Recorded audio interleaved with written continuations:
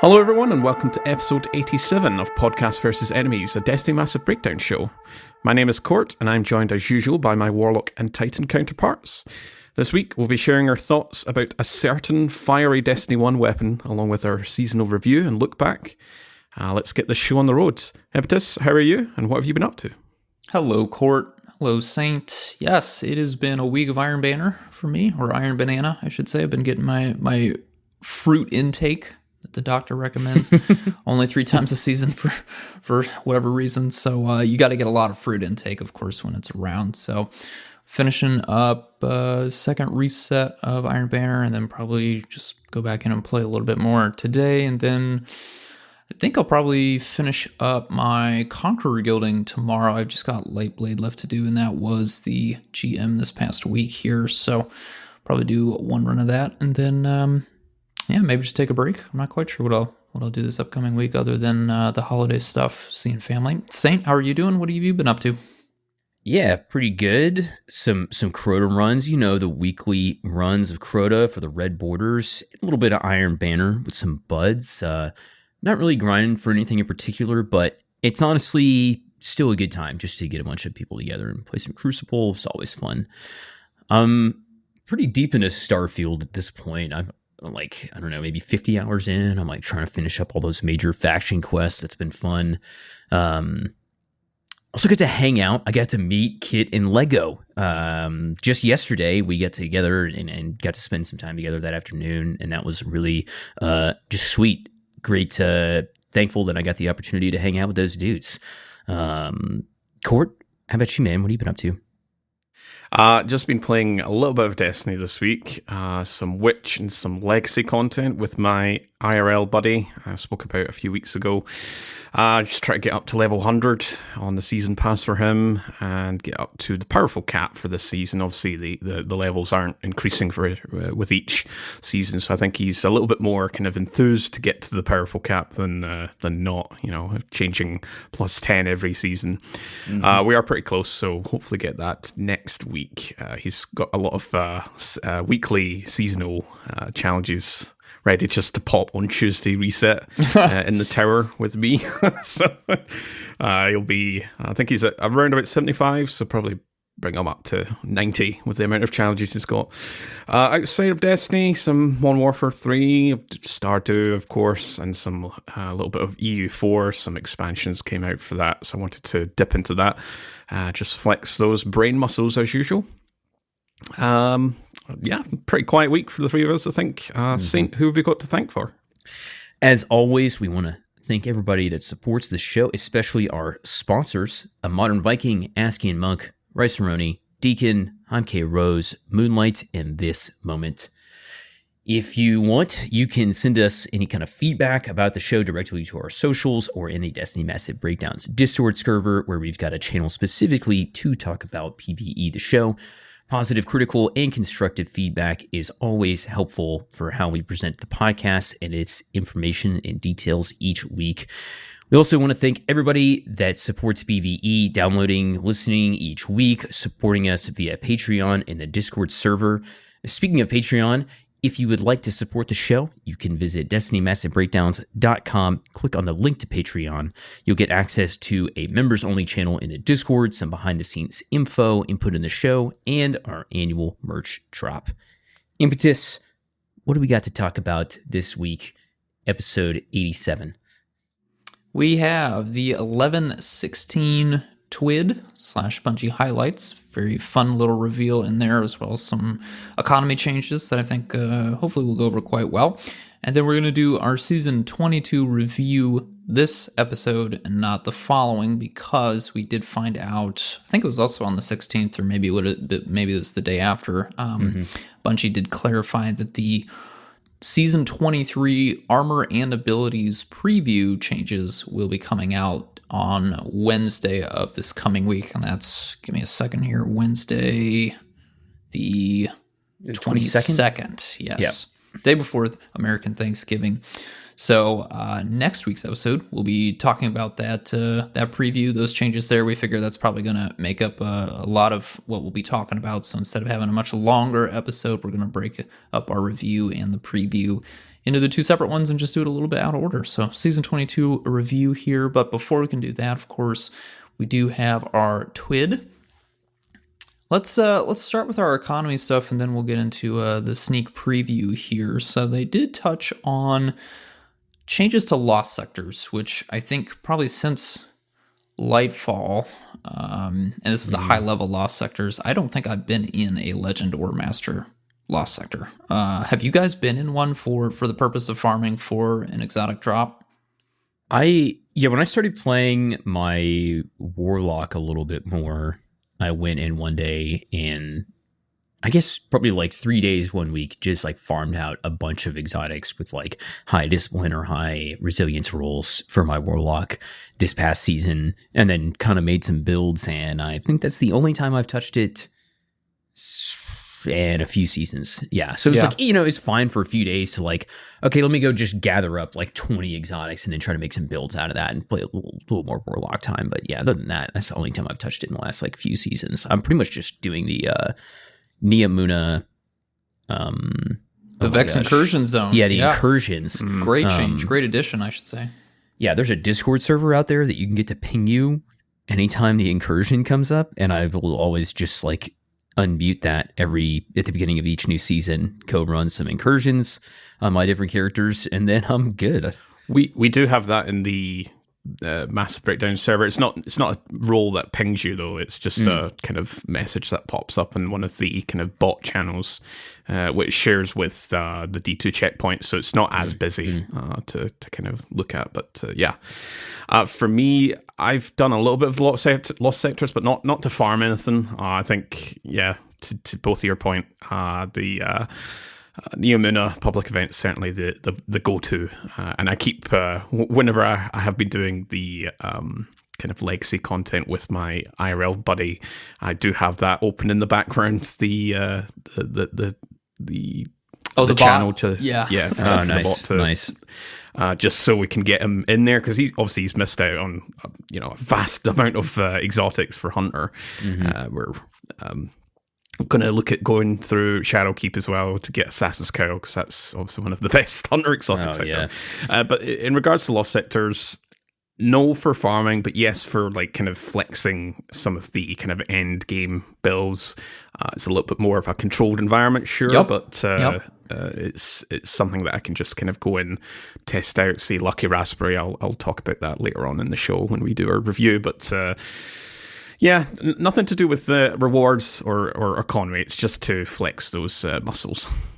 But maybe we're going to be running a little more Lost Sectors perhaps coming up next season, because we've got some reward updates, including being able to farm out world drop weapons that are 1 season old, basically, is kind of like the gist that I'm getting from like the details that they gave. Was basically any world drop weapon that's more than 1 season old will be in a collection of weapons in these like daily pools that you can go and farm from the solo Lost Sector now. And I believe they said that the master version will even have the chance to drop one additional trait in columns 3 or 4. Is that correct?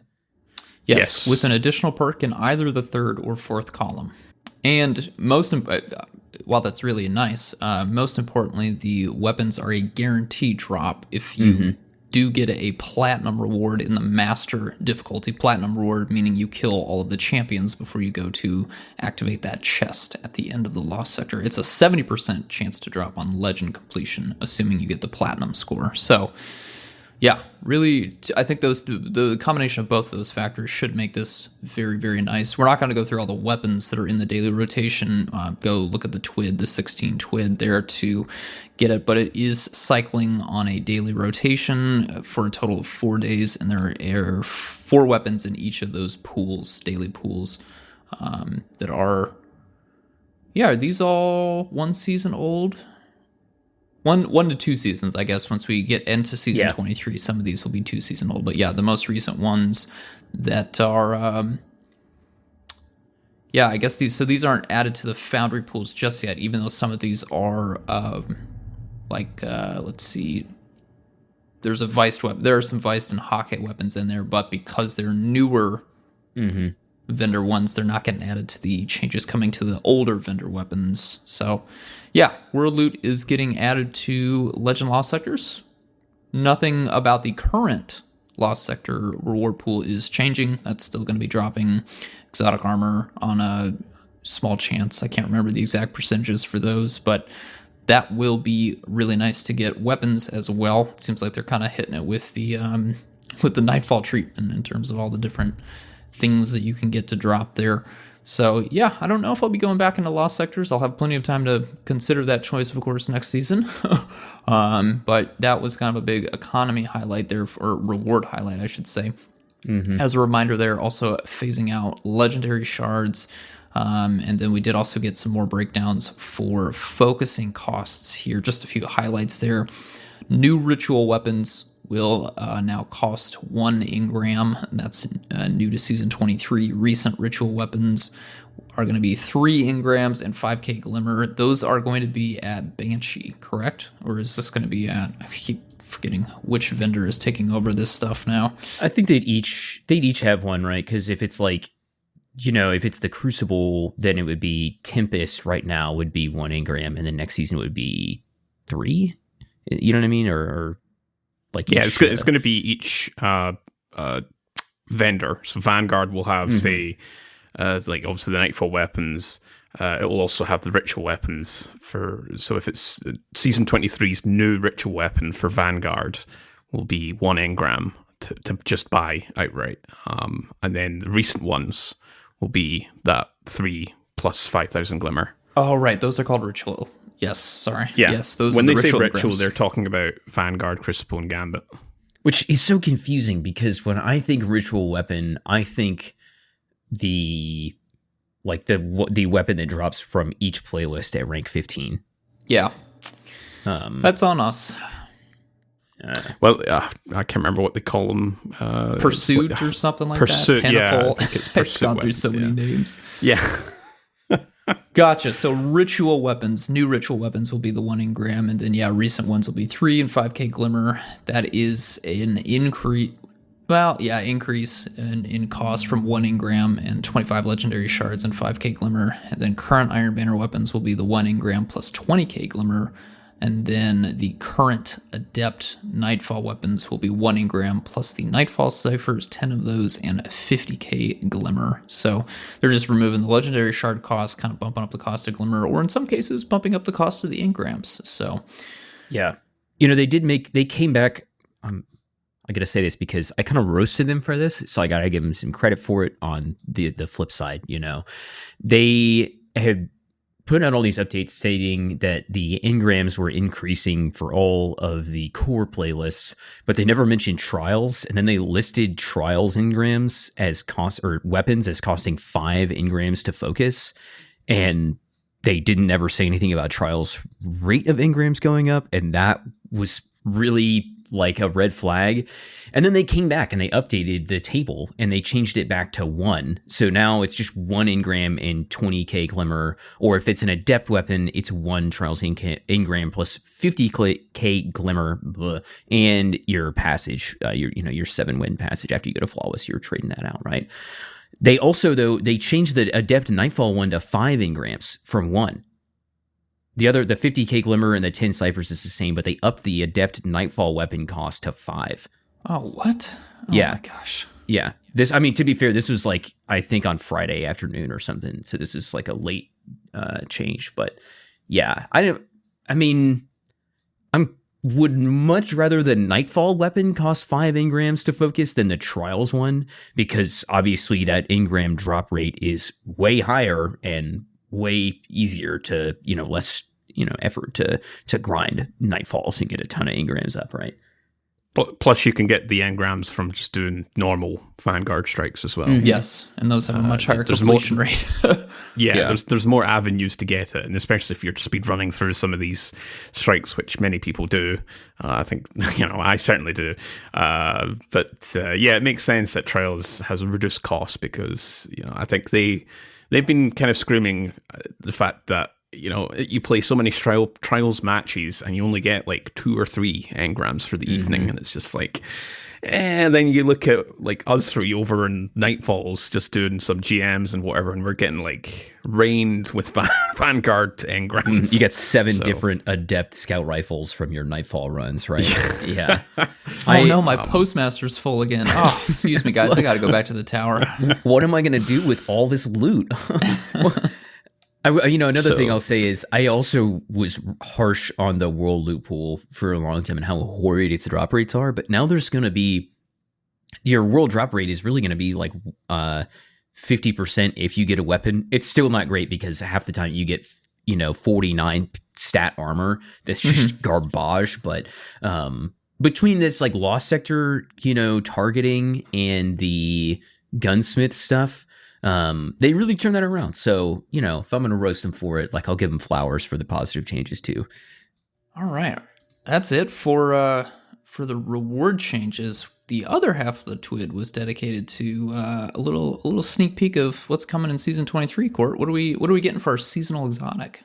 We are getting Dragon's Breath, reimagined, as the title says on the TWID. It is going to be our solar exotic rocket launcher. We've not had an exotic rocket launcher for some time. We've just had the 6. This will be our 7th now, being reprised from Destiny 1 with a new set of perks. It, for all intents and purposes, it is essentially just a new exotic. It's very different, just looking at the text here, as to how it's going to perform compared to Destiny 1.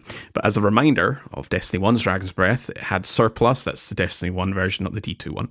It was originally in Year 1 Tripod, which had 3 rockets in the mag, when we had a bunch of rockets that could get Tripod.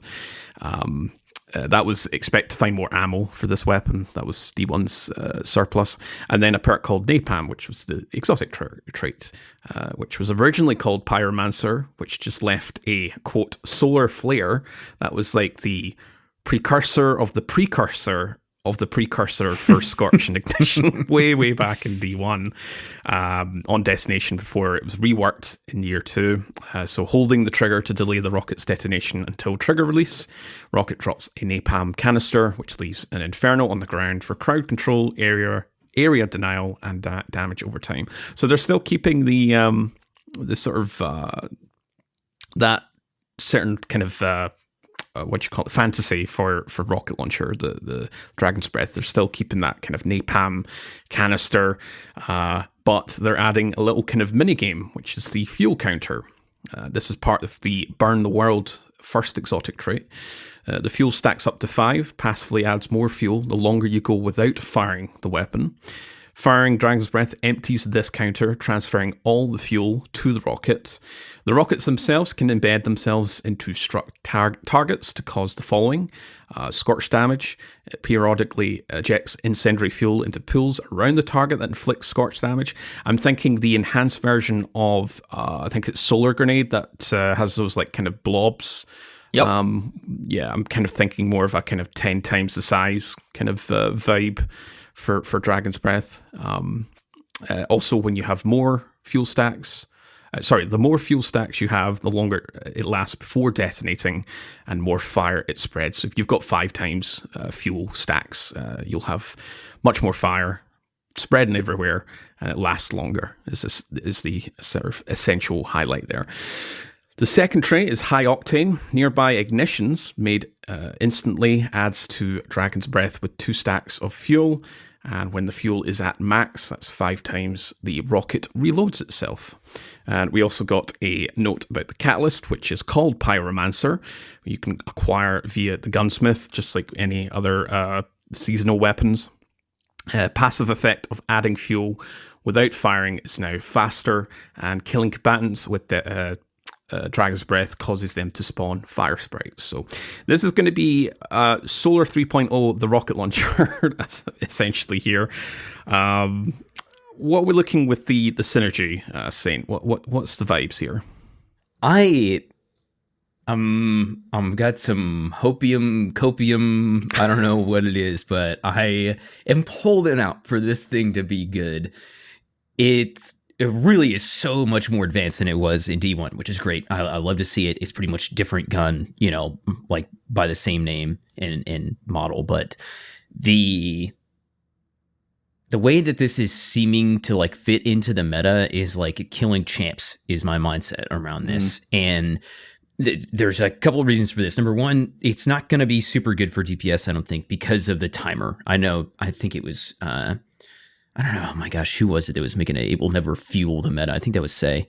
But that was a good joke. And I feel that you don't want to be dependent on waiting for these fuel stacks to add up to, deal with more DPS. It just doesn't seem like it's going to have a lot of output there, but it could have really high total damage output given the way that it's going to burn over time. And the auto loading at 5 stacks of, fuel makes me think this is even, kind of doubling down on this idea that you want to take this weapon out, you want to shoot one rocket at like a champ or something, let all the burn damage kill the little adds around it, and then let it reload itself. Could double down on this with your Pyro Gale, our new gauntlets, Path of the Burning Steps for more solar, weapon damage coming out there. So I'm seeing a little synergy, at least with some Titan builds, and thinking that it could be a good champ killer, depending on how much total damage it's outputting, how long does that reload take, even with the catalyst, and then, how can I also try to capitalize on the fire sprite generation with my solar kit? So I definitely think it's, to your point of it's solar 3.0 the weapon. I really feel that. Impetus, where's your head at with the Dragon's Breath? I never got this in D1, so this is another D1 exotic that I'll get to finally play with, but not really, because it's a completely different weapon in D2. But yeah, it sounds like I have a great new weapon to put on my Sunbracer's Warlock. Is kind of how I'm feeling here.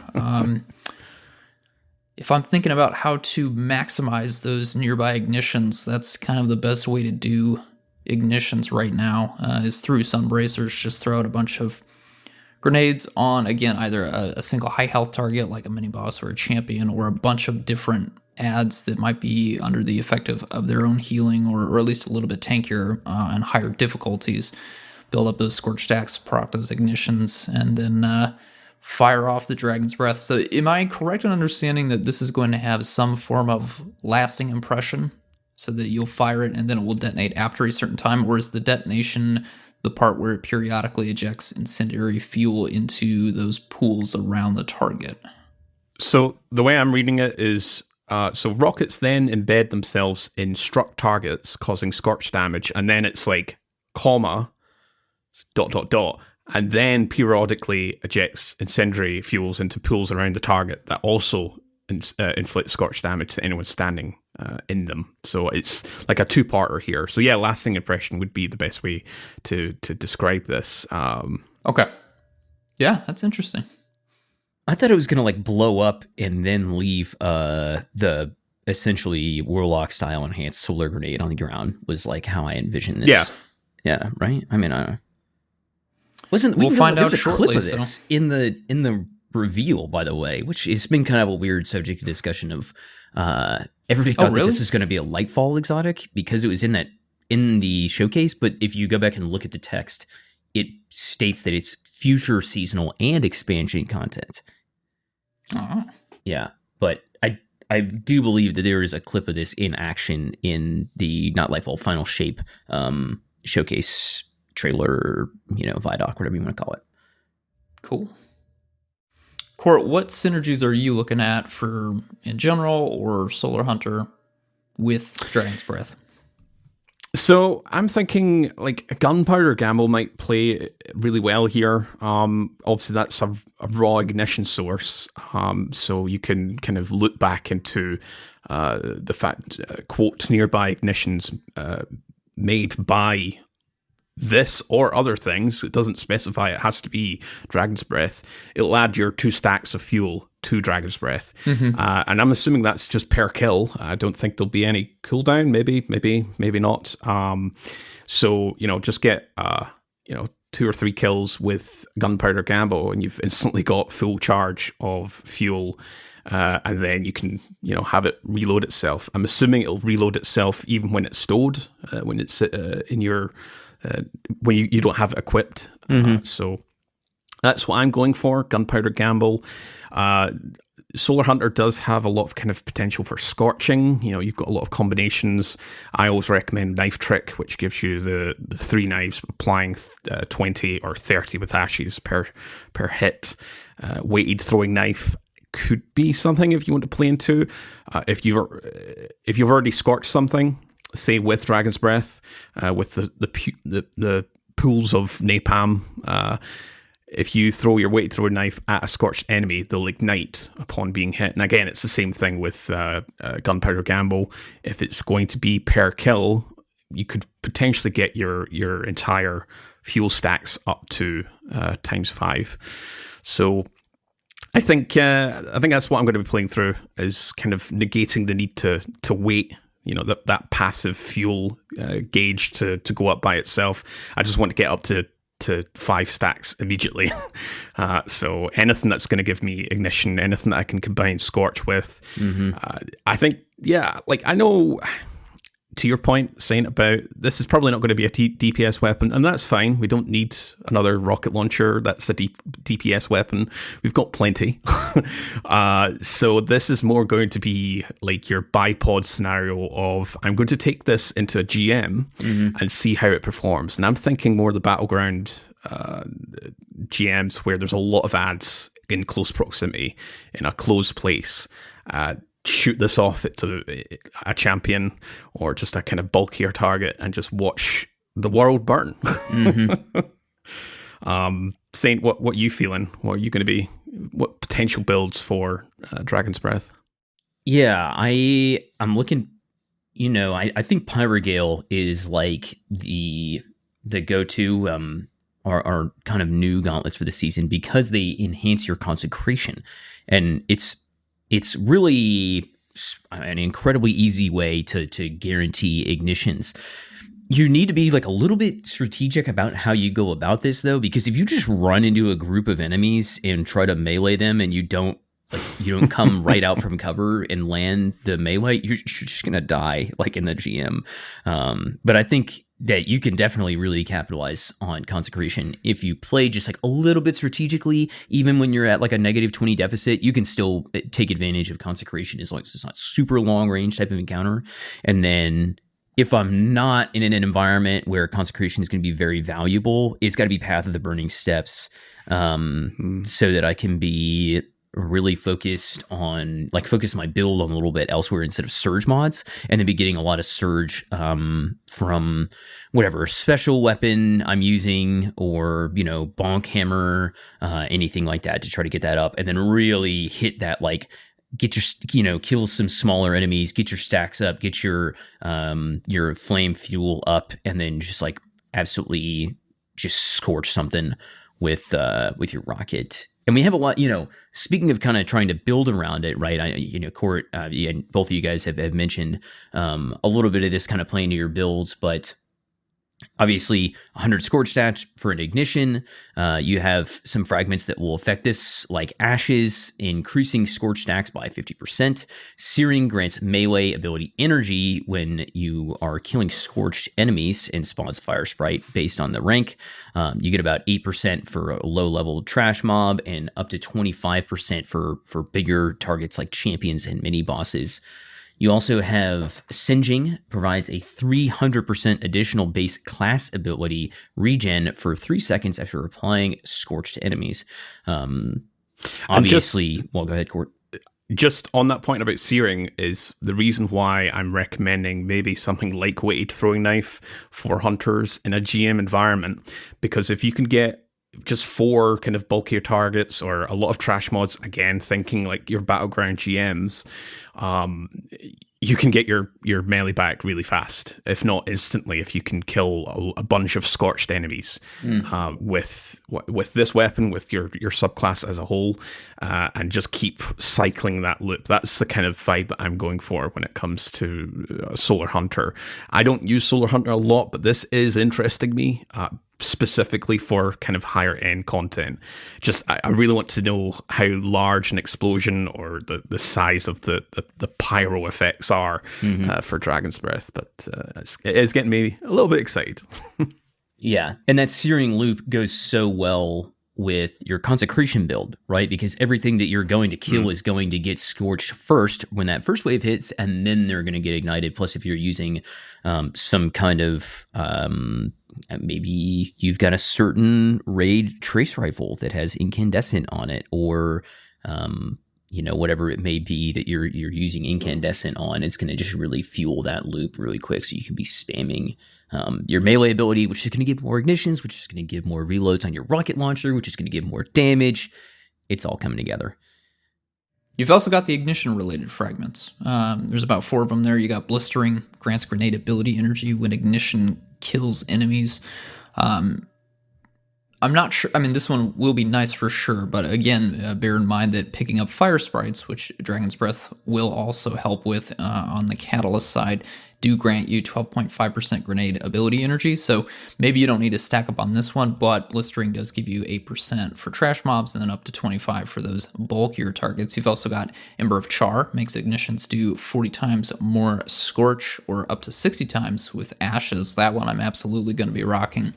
Ember of Eruption makes your ignitions deal damage in an increased radius. Seems like a no-brainer. And then the new one, the Ember of Wonder, spawns an Orb of Power when you get an ignition multi-kill on a 10-second cooldown. That seems like a great way to generate Orbs of Power. I'm probably going to be running Char, Eruption, maybe Wonder, but then definitely Ashes as well if I want to really maximize Dragon's Breath playtime, ability uptime, all that wonderful stuff there. There's also, again, fire sprites do have the Ember of Mercy, where on pickup you grant 1 stack of restoration for 2 seconds. You could also pair that with Ember of Empyrean, where the solar kills extend restoration for up to 12 seconds there. A lot of different, again, this is pretty much Solar Sandbox 3.0, the exotic rocket launcher here. You could really dip into a ton of different fragments, but yeah, it sounds like it's gonna be really strong if you have just at least 1 or 2 fragments working with the exotic rocket launcher on all 3 solar subclasses for sure. Mm-hmm. And to your point, I have seen those same kind of comments and sentiments about, oh, this may be dead on arrival, and it's like, oh, come on, let's give it a little bit of a chance. And that's the thing with solar scorch / ignition exotics or weapons, perks, whatever, is they're not necessarily great on their own. Like if you're using this on an arc subclass, you're not really utilizing the full 100% potential.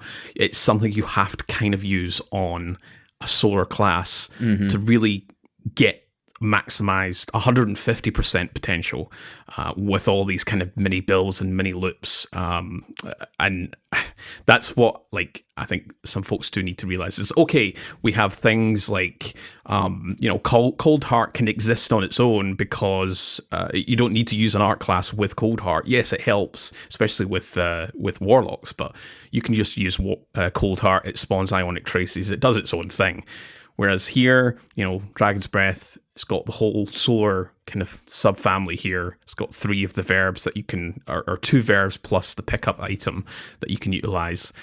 So it's a no-brainer to pair this with your Titan, Hunter, and Warlock. And, all 3 subclasses are going to be eating good with this rocket launcher.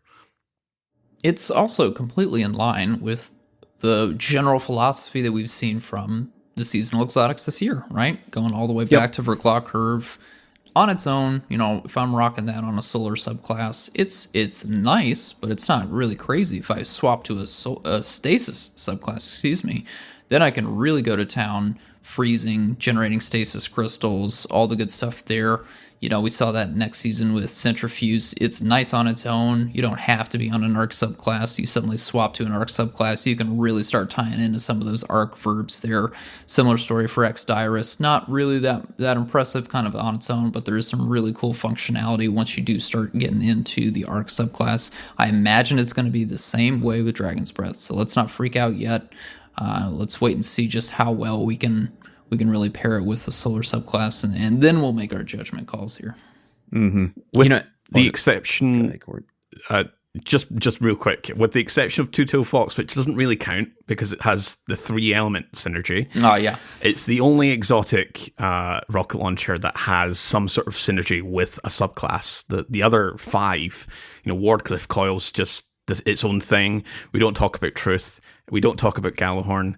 Eyes of Tomorrow is its own thing. It's got a nice little kind of infinite ammo loop, which is really cool. And we've got Deathbringer, which has a lot of potential on paper, but in practice can be a bit janky. But, for all intents and purposes, that could be any element. It doesn't have to be Void. So this rocket launcher, sure, from the sort of from the top level, like, this, not that keen on a solar rocket launcher, which isn't doing high damage, high DPS, but it has some, like, just looking from reading the descriptions here, reading all the kind of loops that we have on the script here, it does look really good. It looks really promising. Sorry, Saint, go ahead. No, you're good. Well, first I'll say, I was listening to The Last Word again the other day, and basically Travis and Evantis were like, no way this thing is going to be good. It just doesn't sound good. And Cog's argument was, this thing has never been good. Like, why would they bring it back just to release it mediocre again and, like, not, let it have its time? And I'm kind of on that mindset of, like, why would they bring this back and do a massive rework just to have it, never be used again after existing in Destiny 1 for forever and never being in the meta, right? Mm-hmm. Yeah, I'm hopeful there. And what else? Another thing that you just said, Court, got me thinking about Truth rework, because Truth's getting. They talked about Truth's getting a rework this coming season, right?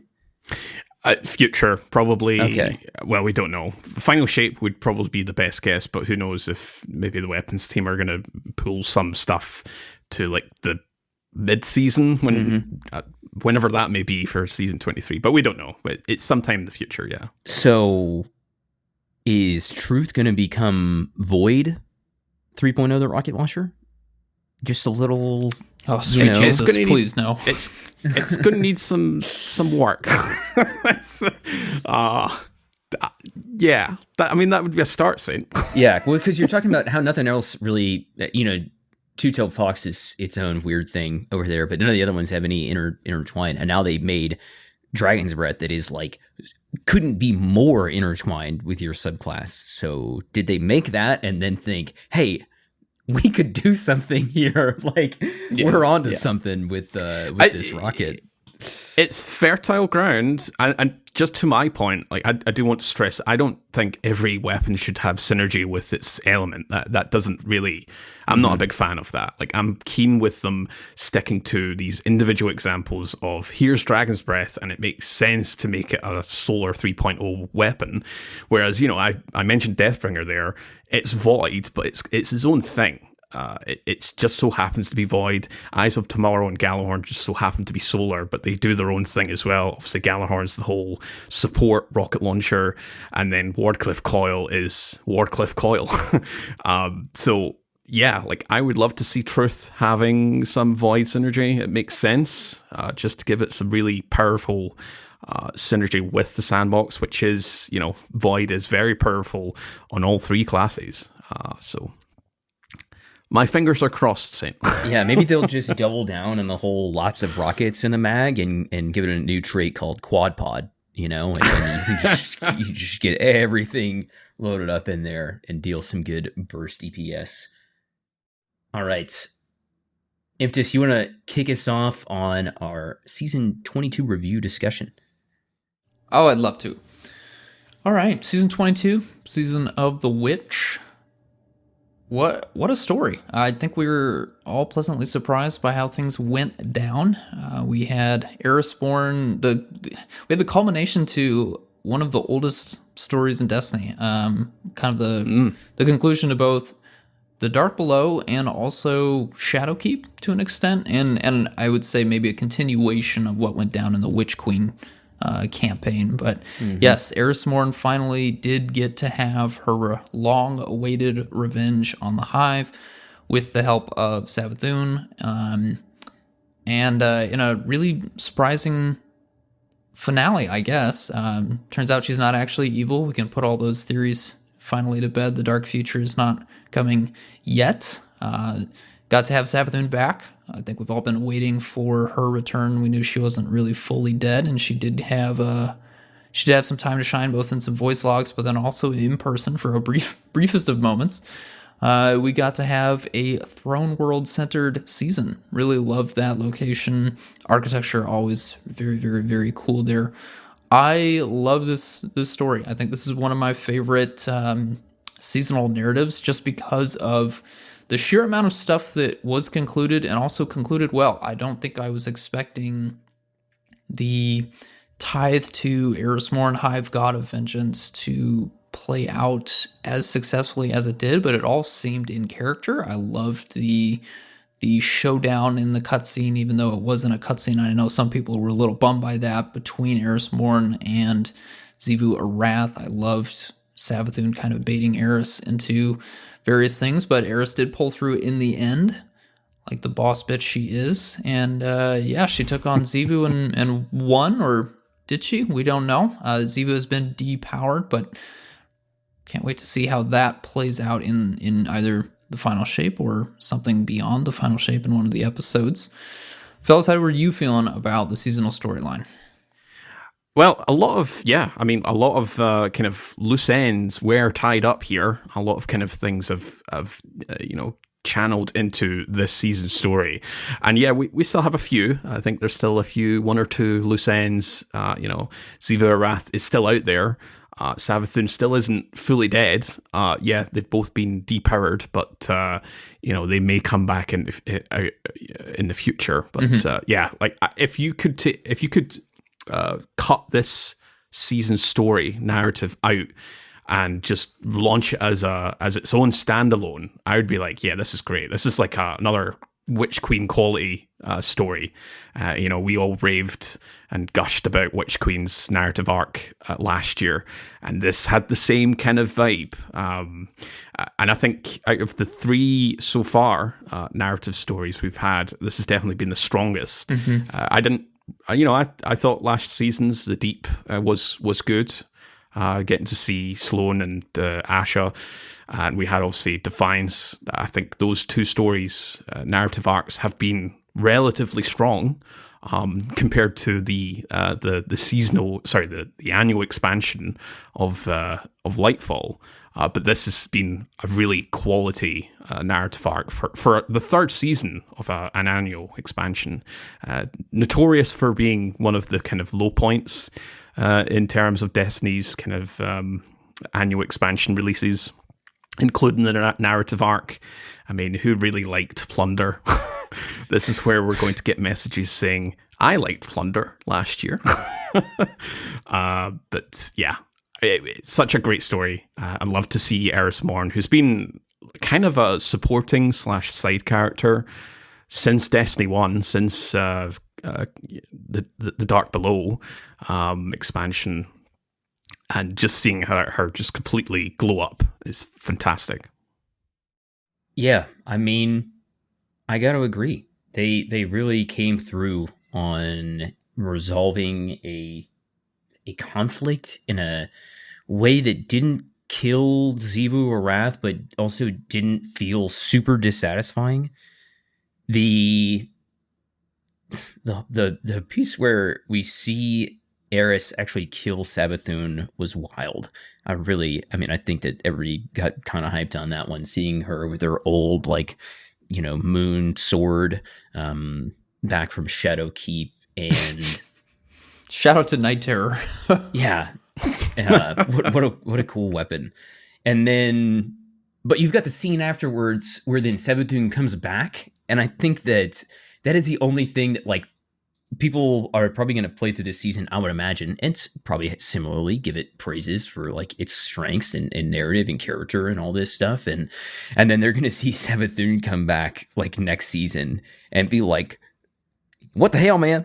What happened? Like, I just watched her die in the cutscene that was, like, absolutely wild between her and Eris, like, right after Amaru was there. And I'm sure some people will assume that, but also I think the even better scene that I wish had gotten a cutscene even more than just Savathun coming back is the lore card that they released like a couple weeks after that basically describes Saint 14 trapping Imaru and Savathun in a massive bubble and then killing her like 12 times in a row and forcing Imaru to keep reviving her as basically like revenge for what he did to, or what she had done to Osiris. And that was such a badass like lore card to read. You can go, I think Mylan and Biful have videos on this. I would highly recommend that you go listen to them talk about it because it is absolutely wild. And I really wish that one had made it into a cutscene, even more than, the scene immediately following Savathun dying, because that would kind of explain what had happened afterwards. Implicitly by showing obviously she's back alive, and it would give a super satisfying conclusion to like a very like sad and intimate story between them. And I don't know, such a badass lore card, and character and story like kind of resolution there. I don't know. Plus we just kind of close things out with the Imbaru engine and the whole, opening things up to the next season with the dragon egg, the Ankara egg, which at this point has been confirmed as one of Riven's eggs, which is super interesting. And I think that people at first did not receive the response from Savathun very well of like, oh, I've already told you, like you already have all the information you need to do this, seemed kind of lame. And then it was like immediately redeemed like 2 or 3 weeks later. So that was kind of a good way to resolve that. All right, we also had some activities. Court, what did we get this season for new activities? Yeah, so we got one new Battleground GM. We got Battleground Moon, which we've talked about before. We did a little kind of breakdown a few weeks ago. But for the actual seasonal activities, we got 2 3-person Savathun Spire, which is kind of your pseudo strike. And you've got your 3-person Altars of Summoning, which is your kind of infinite activity. You can go in there for hours on end if you want with a stack group and put as many offerings as you want, the lowest, the middle, or the highest tier. And boy, like I'll kick us off with Altars of Summoning.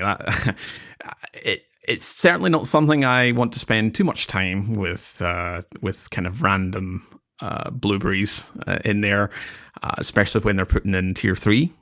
But the overall experience of Altars of Summoning has been like top tier. It's another great kind of enhancement to Destiny activities. It's still, it has essence of older, thinking of Escalation Protocol, those kind of older style content. With Altars of Summoning, you can go in there. You can choose what difficulty you want, and if you choose the maximum, you're in there with you've got quite a fight on your hands when it comes to tier 3 Altars of Summoning. And yeah, I've just been having a blast. Same with deep dives, kind of gives me that same vibe with the difficult spike. Savathun Inspired, nice little strike activity. I like the variability of each encounter.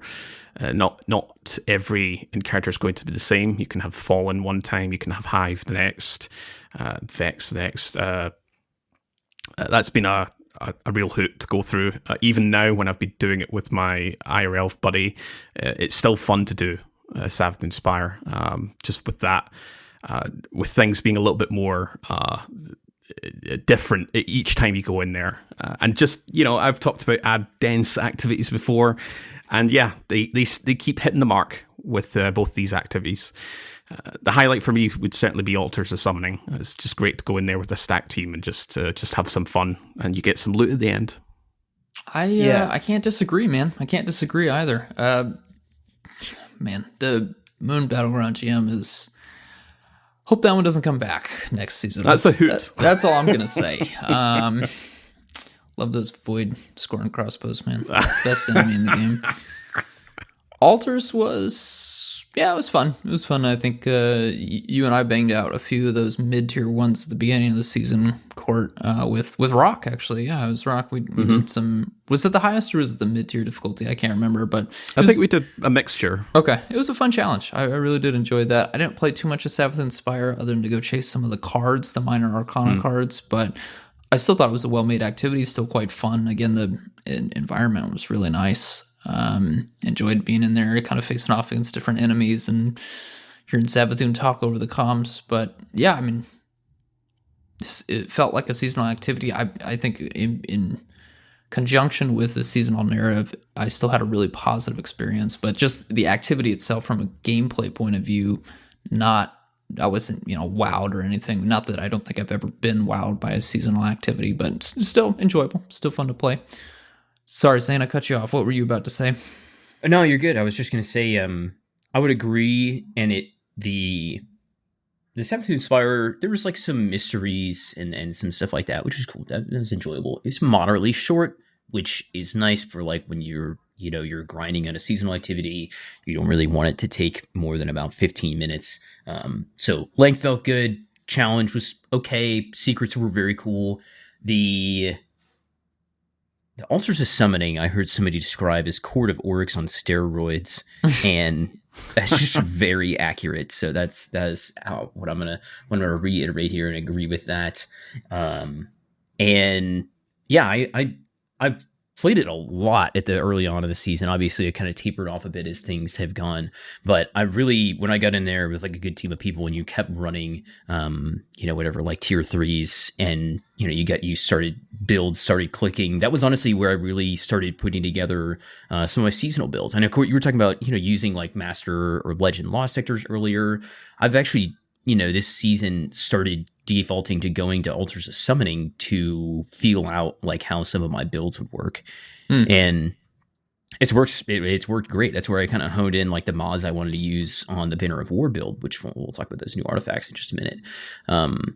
But yeah, really enjoy that. It's a good environment for it, Mm-hmm. Yeah, to your point, with me taking my buddy through, we've been doing a lot of Altars of Summoning and just giving him the ropes of like, you're going to get randomers putting in tier 3 and expecting everyone to be, bootstraps are up and just completely on their A game, which isn't always, it's not always the case, but it is a great place to flex those build muscles and really flesh out your builds. And yeah, I've used the same kind of Altars of Summoning, just kind of like finalize some of my builds. Went into Lost Sectors just to kind of see what can work best in a solo environment, and then Altars of Summoning for your more group play, and then you can bounce off that and think, okay, I'm ready for like master raids and grandmaster strikes.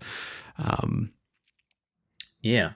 We also had the cards, the Arcana system, which we have, kind of mentioned a little bit here. And I will say that I think the actual like Deck of Whispers concept is top notch, like very cool idea, very fitting for Eris. I think I liked the Season of the Deep mechanic and deep dives a little bit more than the cards, because the cards, if you really wanted to, you could just put like 3 like incredibly strong ones in your rotation, or 5, just keep nothing but the strongest cards in your rotation that affect your like neutral game for the build that you're going to run. And that's just what you're getting every time, which is a strong benefit and changes it a little bit. But I feel I liked the mechanic from Season of the Deep more because it was also much more direct on you. Like, it just took me a while to memorize what every one of the major Arcana cards is actually doing, versus in Season of the Deep, it was just, do you want double void damage or 300% grenade regen? Pick one. And I did like how direct that was versus the cards, which you had to memorize. I mean, it's not insane. You need to memorize 10 things, but still, it's just one more thing to add on to kind of the mindset of the season. What about you guys? We deep dive or cards? I would agree with deep dives being a more preferred system. I know a lot of people aren't a big fan of like the randomized, because they were randomized as well. You got 2 completely random. This will buff your grenades by 500%, and then you had something like your arc weapons do X, Y, whatever. So it was very random, but I think I agree with your point about you just put on the 5 strong. I know one of them, one of the Arcana rewards was, or the cards was related to heavies. You'd spawn heavy ammo. I don't think I ever took that one off. So that was part of my like Uber 5. So it if anything, it shows to kind of Bungie's like, this is what players are kind of focused on. They want more of this kind of these type of modifiers in the future. So if that's like a kind of a foundation for them to kind of flex out future activities that have similar style kind of modifiers. But yeah, deep dives was my preferred. I'm not saying the Arcana was bad. There was certainly some really great modifiers in there. Being able to swap it, I think, from a user experience point of view, it wasn't that great. You having to memorize each card as you're in the activity. It's not telling you what exactly this card does. Was a bit of a problem, even for me, a seasoned veteran of this franchise. I was just like, what does this card do? I need to bring up an infographic, which it's a bit ironic because I do make infographics for the game as well, but it was just this like, what does this do? Do I swap it out for something else? Okay, what does this do? So like, the actual cards, the modifiers themselves were great, but I think they just needed to work on the user interface and the user experience. I'm torn on how I feel compared to Season of the Deep. I think for me, I'm a little bit soured on Season of the Deep because I remember getting down to that final level and both of the boons did not apply to my build, and I was not in the mood to swap any of my weapons or subclass, and that really was frustrating going into the final one when we were on a timer. And yeah, I think we ended up failing that run, if I recall. And I just remember being like, man, come on. I really wish I could have had something helping me versus having nearly unlimited heavy ammo, but there were 5 god tier shriekers above me on tier 3 altars of summoning, absolutely destroying me before I could get my rockets off. I was like, all right, you know what? I think unlimited heavy ammo feels a little bit fair in this context since I'm getting decimated by these tracking void bolts. So I can hear from a balancing point of view, the some of the cards were a little crazy, but if you did want to go for that tier 3 altars of summoning, it did feel a little bit more balanced, especially if you didn't have complete faith in your match-made teammates. So I think I still give it out to the Witch in the end, but I absolutely do understand that it can be a little bit more enjoyable to have a roguelike experience for Deep, and I do appreciate Season of the Deep for trying that out. I think they did do a pretty good job for their first attempt as a seasonal activity, for sure. Mm-hmm. Weapon time. Right. We want to get into our a lot stuff. Of weapons. Mm-hmm. Yeah. Mm-hmm. Mm-hmm. Season of the Witch weapons. How we feeling? Yeah. Like Eremite go burr. Eremite do go burr. That is true. Yes. Eremite's definitely the highlight here. Semi-Optician, having that field prep and bipod role is very unique at the moment. But it is a high impact, so you're not obviously getting a lot of damage potential out of that. But as we've talked about before, I think Semi-Optician's got its place in GMs as a place just to, if you want to really stack up on rocket launcher reserves. But the rest, I mean, Eleactic Principle was great until you got your crafted Song of Erut, which I have. Mm-hmm. So I've completely forgot about it. But the rest of the weapons, seasoned weapons, they're not supposed to be the huge meta-defining weapons. I think they've really shifted over to dungeons and trials and raids for weapons that are, you're chasing after these things. But Eremite is my big highlight. It's really strong, really great solar fusion rifle to take in. Saint, how you feeling about how about everything other than Eremite Gober? Yeah, I mean, Bria's Love is definitely interesting to me, even though, I don't think it's super meta. We got another scout rifle with like, shoot to loot, you got explosive payload, rapid hit, and we had precision instrument. And I was actually, once precision instrument got buffed, my mind definitely went that direction. We also have Fang, though, that is going to be a rapid fire that also has precision instrument once that gets buffed up. And I think that's very interesting. And yeah, I mean, I think to Core's kind of point about the rocket launcher, it feels like it was filling a lot of gaps, maybe for like people's loadouts, especially if you haven't been around for the last year. I would say that some of the new origin traits I feel like have really landed well. Whenever we're talking about wild card, I think it has like really landed well. And then also, what is the one? I think it's Focus, right? Nadir Focus is the other new origin trait this season, which I mean, really solid. Yes, I really enjoy both of those, and they're like heliocentric, obviously the sidearm, and then our very coveted fusion rifle, the Nox Perennial. Those are both honestly totally highlights for me out of all the weapons that we got this season. So yeah, precision instrument, super interesting. We'll talk about that more in just a second, and its update that it's getting. But yeah, I would say that Nox, heliocentric, and Aramite all like landed really well.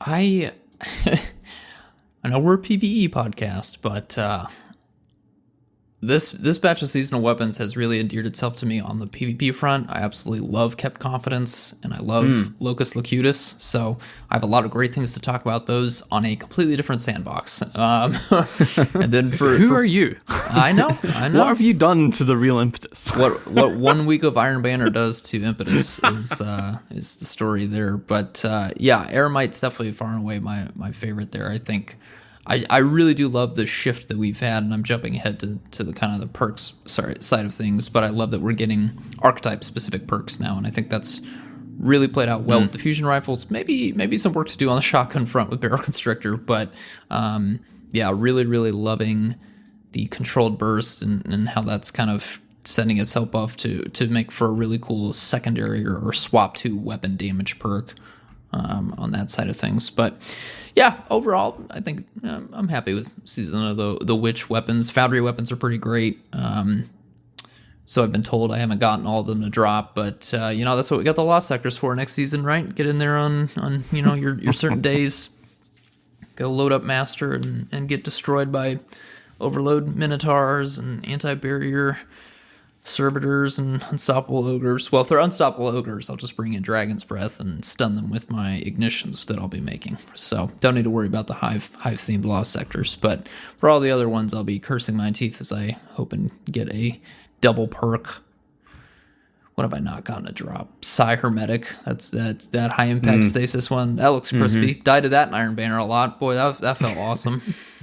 I was about to say, actually, I am with you. With some of these weapons are pretty solid for PvP, which we do dabble in, of course. But Psi Hermetic is my go-to currently for PvP. And wild cards. It's a bit of a tee-hee, funny kind of origin trait, but it can be pretty useful in PvP if you are attacking a group of enemies and you spawn those Telesto bolts. They can help out, and they will mess people up. I think for the role I have on PvP, I think it's Moving Target and Head Seeker, which is kind of what I wanted anyway. Yeah, that's what I want. Yeah, so I lucked out for Psi. But yeah, I think this season in particular, the world drops have been or slash foundry drops have been pretty top tier. Nox Perennials, another fusion rifle, which we will be able to chase next season as well in the Lost Sectors. It's our Strand high impact fusion rifle. Really great in PvP, so I've heard. I haven't managed to get any drops or very few drops for Nox. But yeah, some really top tier foundry traits. Foundry weapons. And speaking of perks and traits, let's have a look. So we had our usual array of perks. We had Barrel Constrictor, Enlightened Action, Heal Clip, High Ground, Loose Change, Precision Instrument, and Sword Logic for the Crota weapons. And for Origin traits, we had Curse Thrall for the Crota weapons. We had Head Rush for the seasonal weapons, Nadir Focus for Nadir, and a wild card for Cassoid. So I'll kick us off here. Origin trait-wise, Curse Thrall, wild card, big thumbs up. I'm not that enthused about Head Rush. Haven't really used Nadir Focus a lot. In terms of the perks here, I've been wanting to get some more heal clip weapons, but maybe in the future, when we get kind of see them trickle down with heal clip. I've not used it a lot. I want to use it. Again, it's another kind of, we mentioned it's part of the solar sandbox, which you have to kind of combine with your solar abilities and that. And, Solar Hunter's not my preferred playstyle, so I haven't used heal clip too much so far, but I have used Sword Logic. I am a big fan of Sword Logic for the Crota weapons. Impetus, what's your vibes with the perks and the origin traits? Heal Clip definitely is one of those ones that I want to play with. I was trying to chase a heliocentric sidearm with Heal Clip and Frenzy. Again, I really wanted that combo. Also tried to chase a Jurassic Green with Heal Clip Frenzy. I have yet to get either of those. Definitely won't be getting the Jurassic Green anytime soon. Kind of hoping, wishing, praying praying that I could maybe possibly next season work my way up to get Heal Clip Frenzy on Igneous Hammer, but didn't quite fully work out here. But yeah, I love the concept of it. I think it's a really well executed perk, and I'm excited to keep chasing it on future weapons as well as the current batch. Barrel Constrictor is one of those ones that I keep telling myself it's got to get changed because it's not doing much at all in either sandbox. I'm not quite sure what the point of it is. So I've got a Deadpan Delivery with, what did I put on it? Overflow and Barrel Constrictor. It's just sitting in the vault. I'm waiting to see if that perk gets buffed in any significant way, and then maybe we'll take a look at it then. But it's cool that shotguns did get another shotgun-specific perk other than Trench and 1-2 Punch. I don't know if they needed it necessarily over some other things, but it's still an interesting idea, and I do want to keep encouraging the weapons team to put out archetype-specific perks. I think that's a neat idea. Enlightened Action and Precision Instrument are, again, cool additions. I like those, like Enlightened Action a lot. Sword Logic, I'm actually not a fan of Sword Logic for the simple reason that in PvE, it's really only super relevant on the machine gun, and you can't get to those higher stacks as easily on the primary weapons. The drop from Crota, I wish it could have been a little bit more interesting for PvE on the primary weapons. It's definitely strong in PvP for the primary weapons, for all of the weapons, I suppose. But yeah, I've got it on the machine gun. I've got nothing but great things to say about it there because I can easily get up to those ×3 and ×4 stacks, but not so much on my 180 RPM hand cannon and my 360 RPM auto rifle. So that's my one critique of that is I think if it had showed up on a few more specials and heavies, I'd be a little bit more positive about it. Origin traits, I keep forgetting that Season of the Witch weapons even had an origin trait. That's how little I use Head Rush. The Foundry perks are awesome. I love both of those. I love getting two kind of, we've heard of Nadir and Cassoid for a long time. I know they've definitely been referenced and we've had exotic weapons, but finally getting legendary weapons from the Foundry was kind of a neat little surprise when I first saw that origin trait pop up on a weapon. Curse Thrall, it totally lines up with the fantasy of Crota. Love that idea. I just don't use it a whole lot because I'm not a big melee person, so I don't have a whole lot to say there, but again, cool idea. Saint, how about you? I am convinced that they had cooked up the Banner of War, like they knew Banner of War was coming out, and that they put 1-2 Punch on Sword Logic with the purpose of it being used in that build because it just couldn't work better. You are almost always finishing up your sequence of inputs, movements, whatever you want to call it, with a melee kill on the Banner of War build. And as soon as you do that, you get Curse Thrall activated for 15 seconds on your shotgun. and then you just turn around and start shooting low tier ads that are next to you, and they explode, and it's incredibly satisfying. And I love that. That build is a little bit dependent on the artifact, and it's going to get slightly walked back next season, but I'm still going to be using that for a long time. Yeah, definitely agree. Curse Thrall, awesome raid trait, really fun, moderate, benefit, but at the same time, just like super thematic, like you said, Impetus. I really enjoy that. Which is funny because, like you mentioned, how are they going to put out Nadir Focus, Wildcard, and Curse Thrall on the same season, and then also Head Rush? It's like everybody's, straight A's and a D on the report card here, and I don't know. I mean, they definitely could buff Head Rush into something that's meaningful. I have to wait and see. Did get a heal clip, kill clip on the Heliocentric, which I started to use a little bit in the Crucible. Yeah, that's kind of a later breaking one. Definitely taking some getting used to, but yeah, also looking for a Frenzy one, maybe an Igneous Hammer one, given that the loot on that is looking pretty good next season with the whole 5-win card and all that stuff. Enlightened Action is pretty good. I'm like, all these other traits. High Ground, still not sure where that's going to fit into the sandbox. I don't know. Just kind of a weird one, a funny one for sure. Goofy trait over there. Precision Instrument Enhanced, getting its buff up to 30%. I know I mentioned a couple times, but that's definitely what I'm going to be rocking on my Fang of Iriute for some in-game stuff. Getting all the way up to 30% over 6 stacks, 5% every stack that you get on that, which on a rapid hit scout with a rewind rounds is pretty easy to keep up, I feel like, and really looking forward to using that one more. And it was interesting to me that you said that you weren't super interested in Sword Logic in the Crucible, because... No, I am there, not in PvE. Not in PvE on the primaries. Okay. I misunderstood you. Yeah, because I'm like, dude, no reload. It's great. Which, yeah, I'm not a huge rapid fire scout guy or 180 hand cannon guy in PvP, but it's viable for sure, no doubt.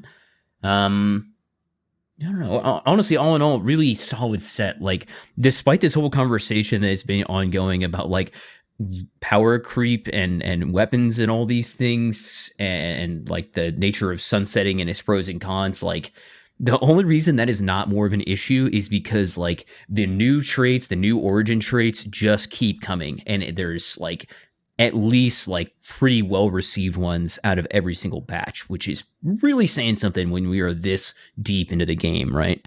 Mm-hmm. No, you're absolutely right there. It's been an interesting collection of weapons. We're talking about Crota a little bit later on. Gotcha. Yeah. All right, let's move into the exotic side of things. This season's exotic weapon was, I think, a very fun concept when we all first saw it. Ex-Dirus, the Arc Special Grenade Launcher, the Boomer Knight. We died of many of these, probably hundreds of these over the years in GMs and in other activities. How are we actually feeling, though, about the weapon that we do get to use? I find it to be a little weak. I'm not sure if it's a case of I want the actual damage to be more, but the Moth is definitely a fun one for sure.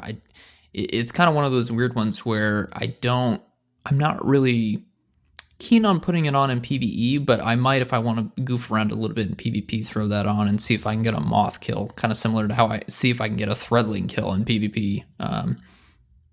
You guys feel strongly about it in one way. It did have a very interesting armor synergy this season for hunters, but what are our thoughts on Ex-Dirus?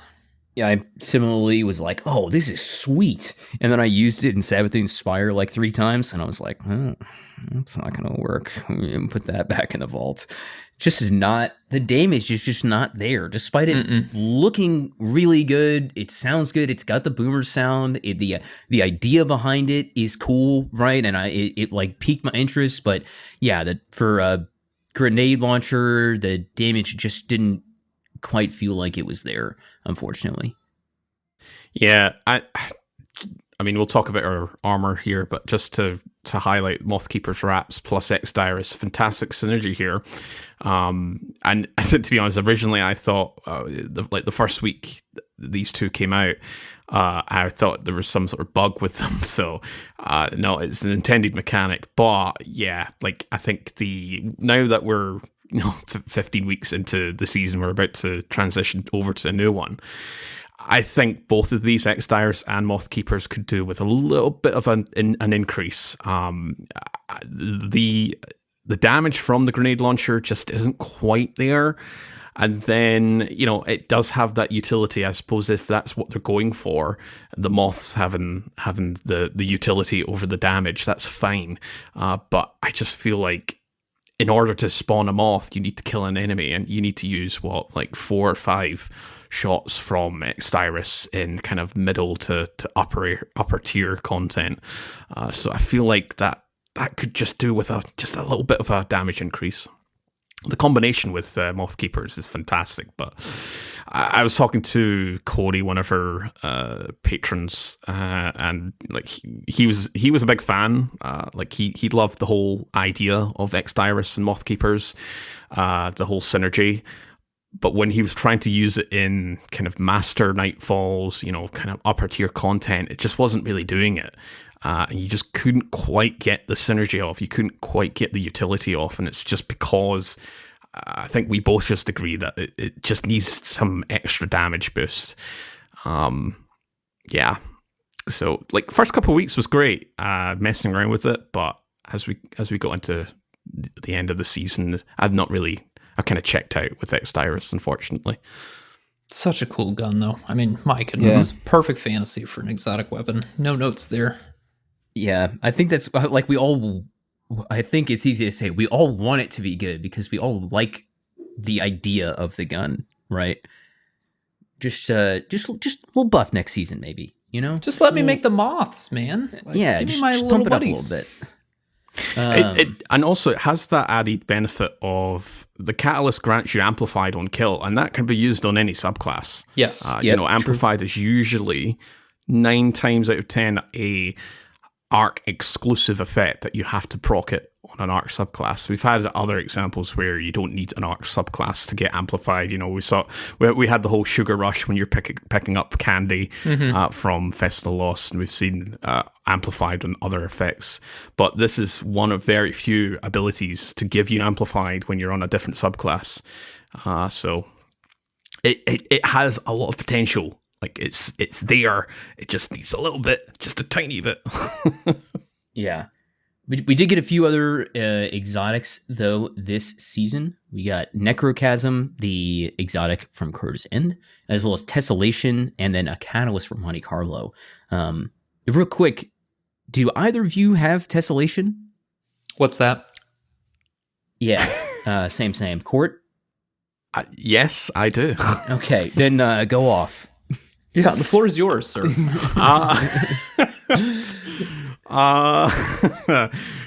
Yes, so it's a fusion rifle.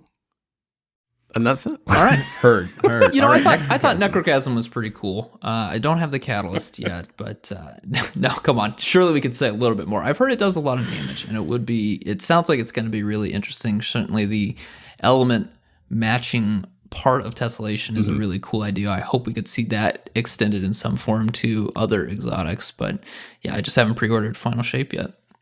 Yeah, we talked about it actually, Impetus. I think it was one of the weeks you were off, Saint, but we talked about the rocket launcher, the rocket kind of thing that you fire out after consuming a grenade.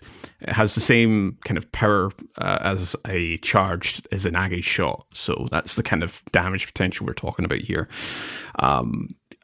Yeah, I mean, we've talked about it before. It has fantastic synergy with, again, Moth Keeper's Wraps. You can get up to 3 rockets. You can just spawn, if you're not using your grenade, you just consume them, because you get 2 with the Moth Keeper's Wraps, and then you get an additional one on top of that when you're using Strand with one of the aspects, where you get double grenades. So, yeah, I've used a little bit of it, and it's your only way to get stasis or strand in the middle slot. Obviously, we don't have any in there. If you're using a stasis or strand subclass, you can have a full 3 elemental loadout if you want.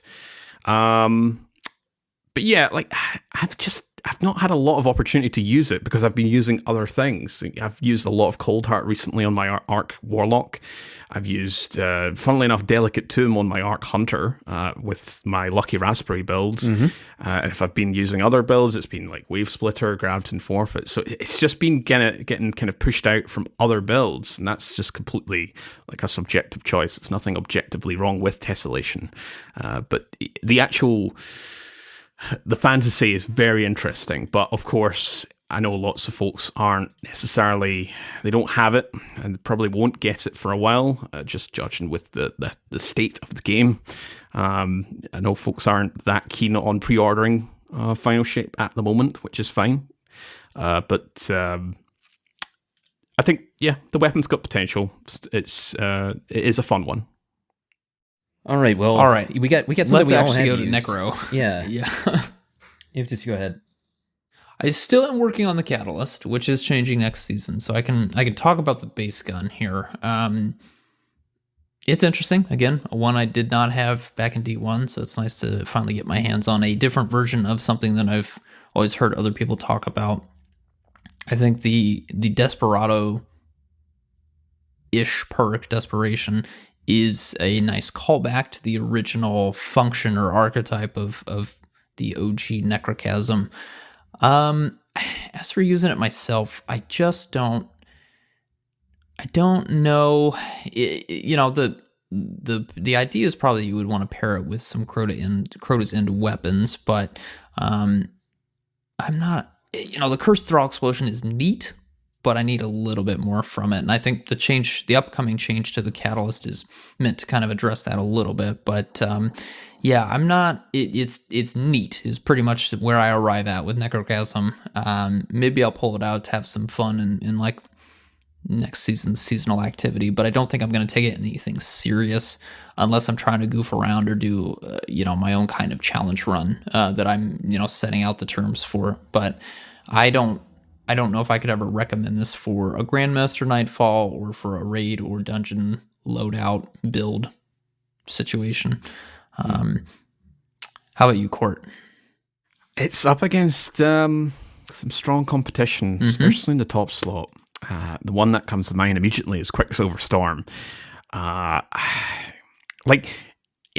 completely with you. It's neat, full stop. I don't have much other comments because it just depends on how the Catalyst, the buff, how that will perform. Because I think it is weak. And if it's getting something like One for All as a catalyst, it could really bump it up a little bit. Because the whole gimmick is with Necrochasm, it's more of a crowd control, whereas Quicksilver is more of a utility weapon, especially with the grenade build. But personally, I love Necrochasm. I loved it in Destiny 1 as well. It was fun. It's one of those fun weapons. But in terms of, is it going to see a lot of use in some of my builds, middle tier builds, upper tier builds? Probably not, and that's just my vibe. I just would rather use something like Quicksilver. This season we had auto rifle anti-barrier, which is a big draw to use some of the auto rifles. Yep.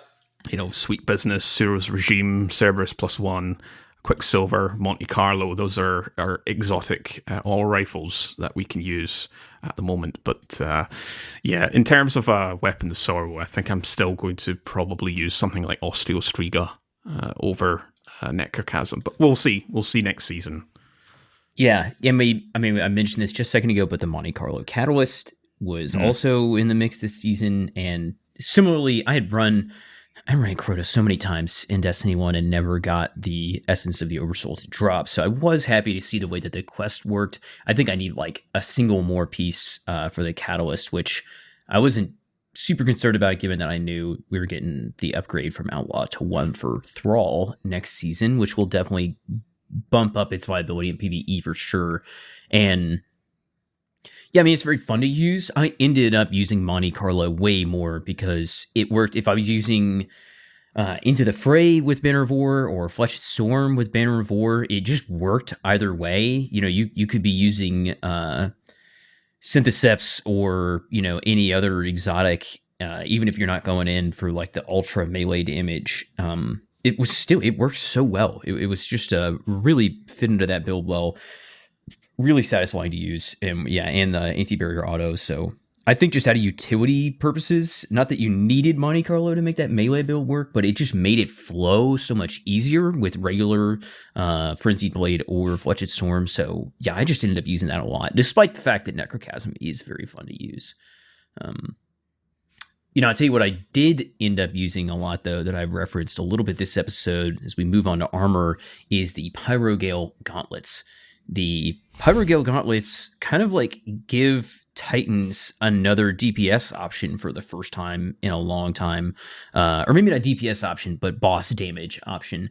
The Pyrogale Gauntlets turned your Burning Maul into a single 6.5 times or 650% increased damage, just 3 projectile wave thing that applies, or that will search out your enemies, kind of like the original one. And not only does it do a lot of damage, especially in a boss like Crota, but it is incredibly satisfying to use. And there's a little bit more to it of like getting your Roaring Flames going to make sure that you're getting that damage increase. And then also what's really nice is, unlike a lot of the other exotics, something we've complained about over the years with super exotics, is it gives you a buff to your Consecration as well.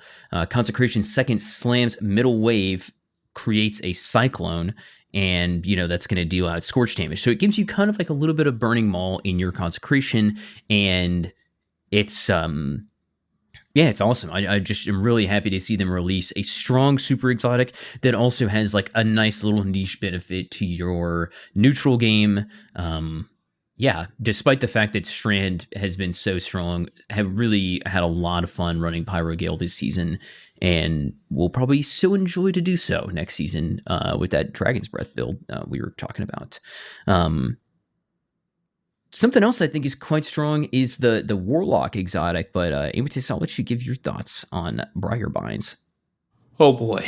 Oh, you really got me in trouble there, Saint. I've had some polite conversations with people going back and forth on the validity of Briarbinds. I think it's neat. I don't quite know if it's meta-defining. I think Void Warlock has some pretty strong options already, but yes, the old baby definitely could have used a little bit of help, and I think Briarbinds was there to do that. The longer duration and the escalating damage can be really, really nice. I think there's a bit of a skill ceiling there where you need to really know when to both deliver the Void Soul and then also know when to retrieve them, because I think that's probably where a lot of people would really struggle to make the most use out of Briarbinds, is knowing when there's a safe time to retrieve them for eventual redeployment. With high skill players, which have been the ones that kind of been pushing back, yes, they can pretty much always have a Void Soul out, doing escalating damage, being stronger. And I think that's where there's been some conversations whether or not that's better than Controverse Hold or something like, well, it's really just Controverse Hold because nothing Manacles is nowhere near as useful. So I'm still going to lean towards Controverse Hold just because of the ease of use, right? I just charge a grenade, throw it out, and then profit, whereas Briarbinds definitely does have more area denial potential, but in order to keep it up as consistently as your charge grenades from Controverse, you gotta go and pick it up so that it's ready to be redeployed, and that can take a little bit of talent and skill, is just judging when the right time is to go pick it up, assuming you haven't completely cleared the arena. So I think there's definitely room for it. I am still going to recommend Controverse, and I still prefer Controverse as I am just a lover of grenades, but I do see the use in Briarbinds, and I might rock it next season. I'm not quite sure yet. I still haven't put a build together, but I do have a pretty good roll of it. So we shall see. But yeah, it's interesting. I think it definitely, as an exotic armor, it does improve on something that did not have a lot of support prior to this. So I'm happy that the Void kit is getting kind of expanded with armor options for Warlock, but I am still going to stick with an earlier previous option for now. I'm pretty curious, and I'm maybe putting you on the spot here, but just for you, what would you prefer, or what would you like Briarbinds to do? Like, what additional effect, just to make you think, okay, maybe I will use this a little bit more. Okay, that's a good question. Well, while you think about that, Okay. I'll talk really quickly about Moth Keepers. I've already talked about it before. I think Moth Keepers is great. It's a great utility. I think they could just maybe just increase the utility aspect of Moth Keepers a smidge, maybe add another moth or something like that, just to kind of really capitalize on it. But I do really enjoy Moth Keepers. I think the 3 of these exotics that came out, I think we haven't had a season for a while where all 3 have been pretty much, great. I was going to say bangers, but I know, Impetus, you're not that enthused about Briarbinds. But for me, Pyrogales is definitely the highlight out of the 3, because I've been using a ton of Sunbreaker Consecration. I love Consecration, so being able to use Pyrogales and then Burning Maul, which has got such a glow up just with this exotic, but the neutral game aspect is a lot of fun. I love Solar Titan, and rocking Pyrogales has been a lot of fun. But Briarbinds, Impetus. Yeah. So I think there's a conflict here between the actual effect of the Void Soul and then what Briarbinds can do. So the big thing here is that Void Soul kills does increase the Void Soul's damage and damage resistance. But in order to get the 100% damage increase, you got to get 6 kills. So that means that you would throw it out really at a squad of minor enemies, which if there are 6 minor enemies in a group, and you want me to throw out my Void Soul versus a charged Vortex Grenade, I think it should be pretty obvious which option I'm going to go for. And I think a lot of the ways that people play with the Void Soul is they have it go stick next to some beefier targets, 1 to 3 mini bosses, or a combination of mini bosses, champions, other enemies that maybe aren't going to be moving around a whole lot, where the weaken effect is going to be really useful. They're not doing it against the minor tier enemies. So if you want to make Void Soul stronger, make it a bit more lethal in its damage output, which I guess this is maybe just my assumption, my preference here, but that's what I would hope for with an exotic armor dedicated to Void Soul, then I would like to see that Void Soul damage increase cut down from maybe not as many kills, 4 kills, ideally 3 kills rather than 6, because if it's going to require that much escalation through kills, well, I can just throw out a charged Vortex Grenade and take out 6 enemies much quicker, and I would rather do that. And then, I can also then proc Devour much quicker, and then keep going and building on my grenade regeneration through Controverse. So that's kind of my issue with Briarbinds. I do think, I won't call it a banger court, but I will say that I do think Briarbinds is a really interesting exotic armor option. I think it does bring something to the table, which is really all I ask for with all of our exotic armors at this point, is just do something new and unique. And if it doesn't quite land right, well, then we can buff it in the future. But I don't think this is going to really get buffed immediately, especially with the kill counter. I think the interest is just that Void Souls are now stronger, have a longer duration, they get damage resistance. The extra damage that they do is just kind of the cherry on top. But that is my one gripe with it, is the cherry on top part of it. Yeah. All right. Fair enough. All right. So next up, we have just some ability stuff. Obviously, we've got some Strand. I think the last of the Strand aspects for collection. I'll kick us off here with the Hunter. We've got Whirling Maelstrom. For the Titans, we've got Banner of War, and for Warlocks, we've got Weave Walk. So I think we've talked about this before, but while the dust is settled, obviously, you're going to hear a lot from saying about Banner of War, but I don't think I've mentioned much, at least on the podcast, about Whirling Maelstrom. I love it. It's so good. I was actually expecting this to be pretty, this would be another kind of Thready Spectre kind of, it needs a little bit of a boost, but it came out and it's just I can now see why there's a cooldown for tangles, and it's for this. 'Cause, being able to see like 4 or 5 whirling maelstroms just flying around everywhere, it's been a lot of fun, especially when we've been doing Crota, the lantern walk, especially in the master version, just seeing the tangle just go ham. It's a lot of fun. It's still got synergy. You can use the actual whirling maelstrom as a tangle. It still acts as a tangle, so you can use your grapple to it, and it'll refund your energy, all that kind of jazz. But it's a lot of fun to see that, and it has the potential of applying unraveling threads on kills, so you've got even more particle effects on your screen. I really do enjoy Whirling Maelstrom. I think our resident Titan here also enjoys their new aspect. That is an absolute fact. You want to talk about meta fighting? It's a Banner of War, and you mean the new super? Yeah, the new Seriously, Titan super. oh my gosh! Portable healing plus 40% melee damage output. Banner of War. It creates such an incredibly satisfying like berserker build that like maybe one of the best we've ever had, and you need to like coordinate it a little bit, and you kind of got to invest in getting it running if you're in higher end content. But once that engine gets churning, I mean, it's just unbelievable. I mean, I'm not going to say much more. I've gone off about Banner of War in like 4 different episodes this season. So, yeah, let's just move on to Weave Walk. People know what Banner of War is. Pass.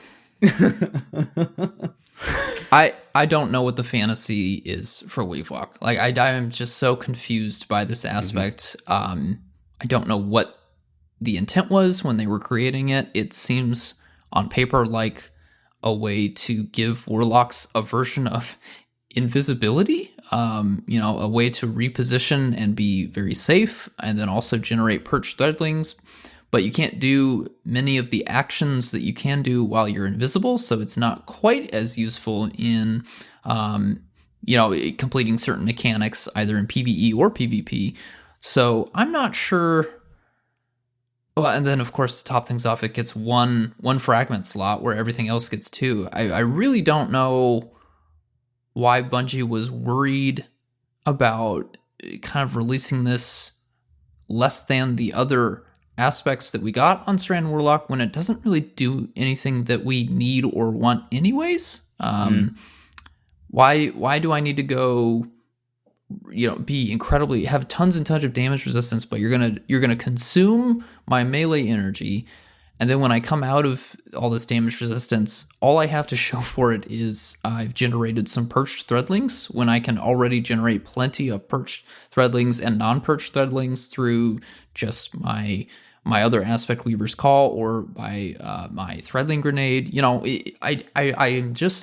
It does not add anything. It doesn't add anything at all. It doesn't do anything unique other than I gain a ton of damage resistance and I lose my melee for, walking a few feet. Like it just seems like it's combining a bunch of very odd random ideas together that are definitely not the sum of their parts, greater than the sum of their parts. So, and I have no idea what to even suggest as like, well, you could do this instead, or it'd be really cool to see Weave Walk have this kind of a fantasy, because I have no idea where they even started with the idea of Weave Walk. It just is such a strange concept of, we're going to take the activation of Icarus Dash and kind of sort of something like Woven Mail, but it's not Woven Mail. It's actually stronger than Woven Mail. But you're third person, and then it's not very helpful. And we'll make sure that threadlings generate so that when you come out of it, you've got some perched threadlings for whatever you want. But you can't have melee. Okay, great, love it. Don't love it at all. I used it one time. I was just running around Neomuna. I came out of Weave Walk and immediately got destroyed by some minor tier enemy because, everything there is a boss level target. I don't know. I don't know what to do with Weave Walk. Have you guys played with it at all? Have you walked the weave? No, I've been playing. Well, I mean, Banner why of would you? War. Yeah, why would you? You get to play God over there on Titan. I will say you should have seen my face last weekend when I was grinding out Trials rep, and a warlock jumps over the top of the map, and I headshot them, and I see the crit numbers, and then I see them fall to the ground and just start slowly floating towards me, and I look up and I realize that crit did 39 damage, and I wanted to throw the desk across the room. That was pretty wild. So it's very strange, and I definitely think that your complaints are very valid, but I have had some absolute psychopaths make weave walk plays on me in the game before, which is a wild thing that I didn't know I would ever be saying. In PvP, right? You can be an absolute nuisance in PvP with it. But it strikes me as like an astrocyte first blink user. Like that's really all you're getting out of it is you're just going to confuse the enemy or use up their sniper shot or maybe even their super if you time it really well. But I don't have those concerns in PvE. Not even close to that. Like, okay, sure, I could survive a void scorned crossbow shot in the GM Mars battleground while I'm in Weave Walk, but as soon as I come out of it, they're just going to shoot me again, and I will not be surviving that shot at that point. So I don't really feel like there's a lot to be gained for an emergency aspect in this regard. Mm-hmm. Yeah, I'm just looking on the compendium here, so there's just so many like disclaimers. So unable to use weapon abilities or perform revives, can't pick up ammo or orbs of power, your arc souls, your time slip portals, some no time to explain, your threadlings all do decreased damage. Obviously that's a PvP kind of change that we did see a few weeks into the season. I don't really see in a PvE environment. I don't see the purpose of this. I feel like they could have just went down the path of it being invisibility, but only Strand Warlock gets Void invisibility, whereas the only other way to get invis is to be on the Void sandbox, or if you're a hunter using Assassin's Cowl, or if you're using Rat King. Those are the only kind of avenues to give you invis. So I feel like they could have went down that path as a kind of utility aspect, but because you're getting just so many like weird disclaimers attached to this, it's just like, what is the point of this? Maybe something we'll see in the future. You know, we've got a long season next season if the rumors are true.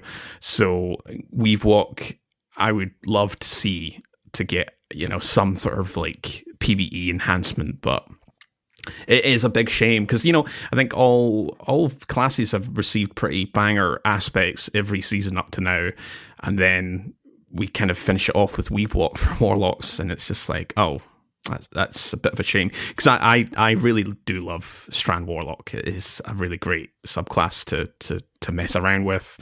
The whole kind of threadling builds, you know, it is fun, but when one of your aspects is just pretty useless in our specialization of the sandbox, it's just like, it's a shame. No revives just kills it, right? I mean, that at least if I could have the ability to revive people in PvE, that would be clutch, right? It'd automatically have a place in Grandmaster Nightfalls, like maybe even a day one raid, I don't know. But I mean, just the disclaimers, so you're just like, oh, so I just get to float around in God mode. all the strength, none of the power, really. Whereas me as a Void Hunter could do all of that and res my allies. I could use my weapons that will take me out in Viz. I could use some of my abilities that will also take me out of Invis, but I have that choice. I can pick up ammo. I can pick up orbs of power. That's why I'm kind of suggesting is why don't they just go down that path in the first place? As that's what I kind of get the sensation of. They started going down that path and then they deviated into. We still need to kind of ground this into strands, so it's going to be something a little bit different to Void and Viz, because all intents and purposes, the actual invisibility aspect of WeWalk acts the exact same as Void Invis for PvE aggro, for PvP radar behavior, all that jazz. So. Well, we have the abilities preview next week. Maybe it's in there. Maybe it'll be a mid-season Hopefully. thing or a final shape thing. I don't know. At this point, it's just like I don't even know what they were hoping for. So any changes to it, I'm just hoping will provide a little bit more clarification for the original fantasy of Weave Walk, because I don't see it. I am not seeing it at all. But let's see. We're already going pretty long here. We've got the last section here before we get into Crota are the kind of the reworked change gear and abilities, and then artifact perks. So do we want to pick some highlights here and then kind of move on to our thoughts on Crota and then round out the rest of the episode, fellas? Yeah. I'll start off with like one praise and one critique, Hand cannon buff in PvE, awesome. Nailed it. Think they feel great. Think that they're in a great spot, and it's been really fun to use some new ones and get back and pick up some old ones in the meta generally. Doomfangs are not there despite their really good appeal and buff, because the shield toss melee is just not there. It's just so weak, and I feel the same way about second chance gauntlets. And if there's one thing that I would love to see in this sandbox in the next season or in final shape, is less tracking and a doubling or tripling of the amount of damage that shield throw from Titan does. I don't know. That's all I got. Court. So for me, my positive is I think the Hunter reworks were all pretty thumbs up from me. The combination of Knucklehead, Radar plus Foe Tracer, them getting compressed into one, and then Foe Tracer getting reworked. I think that was, we talked to Rodney many seasons ago, just kind of wondering if that was on the table, and it clearly was. We see it now. We want to see more of that for a lot of exotics. Vernal Grasp's getting that buff, basically the nerf being removed from many seasons ago. And Lucky Raspberry, I think, is a really solid exotic in endgame content. I've got build out there as well on the build channel in the Discord. As a negative, though, it has to be that chill clip nerf. I don't think it's really solved the problem. People are still using the fusion rifle that escapes me. Because I haven't been using it. Riptide, yeah. Riptide chill clip's still being used, and it's just basically negated all the other weapons that had chill clip, which is a big shame. We don't know. Maybe something we can ask one of the weapons team in a future event if chill clip can potentially get some sort of branch.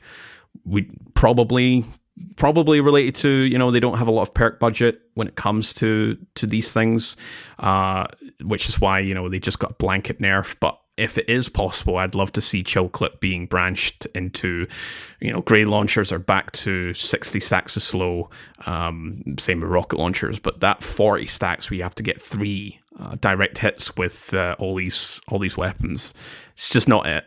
And then, Riptide is still the king when it comes to chill clip. So, Impetus? I don't have super high. So on the exotic armor rework, right, changes to Astrocyte Verse, Geomag, Wings of Sacred Dawn, Winter's Guile. I haven't played with those a lot, so I don't have a lot of commentary on them. I think Winter's Guile I'm kind of holding out for in case the stasis changes make Penumbral Blast a little bit stronger. I think that additional function of the instant shatter from the Penumbral Blast when you're using Winter's Guile could be really interesting, but I don't know what stasis is going to look like next season, so I'm not gonna praise it or critique it just yet. I'm happy that Bipod did get a buff. It's still not quite there. Still not quite in a meta option just yet. I think Explosive Light, and then in the case of Cold Comfort, Bait and Switch still beat it out. And I hope that Bipod does get to a point where we can recommend it for more than just GMs. I'd like to see it as a viable option, provided there are still some of those kind of intrinsic nerfs there, but it's still just a little too punishing right now. And I think it would have to probably show up on some stat monster for me to really consider it. On a rocket launcher right now, a legendary rocket launcher. Threadling's buff was very nice in PvE. I kind of wish Kind of wish there was a little bit more, but it's at a point now where if you have enough threadlings, they can really kind of keep enemies away from you and then allow you to reposition, and then also kind of chunk down and keep back some enemies while you're focusing on trying to stun, say, a champion or deal with a mini boss, which is, again, very helpful in dungeons, raids, and grandmasters. So love that as well. Fellas, how are we feeling about... Well, sorry, Saint, what were you... Oh, no, you'd said about Doomfangs. I have a Doomfang Pauldron build that I made this season that I do quite enjoy, but I'm not using it for the melee. I'm using it to make void weapons deal more damage. So I can sympathize with your commentary on the melee shield throw. It's not quite there, and I'm using Doomfangs for the newer effects rather than what they were originally working on here. But... well, how are we feeling about the elemental orbs system that we got to see in the artifact this season? I quite enjoyed the Arc Solar and Void options there. I at first I was like, oh wow, this is really different and like innovative. And then I ran Crota and I was like, man, this is annoying. But outside of that, still interesting. Still feels like it gives me this feeling that they're like testing out new sandbox tech kind of a vibe. Court. Yeah, no, I we mentioned this before, but I think this is like the preview of a future kind of elemental pickup. Stasis doesn't really have a pickup other than Titans with their throwing javelin. Their ice pick. Strand obviously. Yeah, but Strand's obviously got the tangle, so I think this is what they're probably kind of wanting to put on parity with all the subclasses here. The system itself, while it was annoying in Crota, to the point where you'd be like, please turn off elemental orbs because they're getting in the way of picking up the chalice and resis. But as an actual system, big thumbs up, them having synergy, Arc doing the whole jolt stuff, Solar for Scorch, Void for volatility, wasn't it? It was... Yeah, it's volatility. Yeah.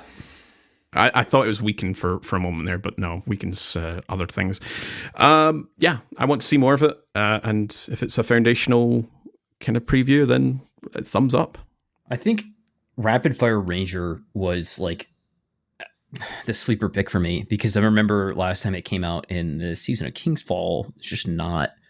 I just didn't end up using it hardly at all that season, but I ended up using it like a lot this season. I feel like, especially in some of the GMs, being able to have that debuff from rage constantly for my teammates, no matter what they were running, was really nice. Rapid Fire Ranger, very solid. I don't know. Yeah, Rapid Fire Ranger. Obviously, it was the weakened variant of Sundering Glare from many moons ago. I kind of. It's not to the same extent as all elemental orbs, but maybe this is something that they might add in the future because weaken it's certainly fleshed out as a sandbox verb, but. I would like something like that in the future as something like a fragment that you need to do something to apply Rapid Fire Rangers effects, because it does take a little while. Bows and snipers where you have to hit 2 precision hits, 4 for hand cannons and scout rifles, and everything else was 50% counter. So, we're talking about 5 or 6 hits.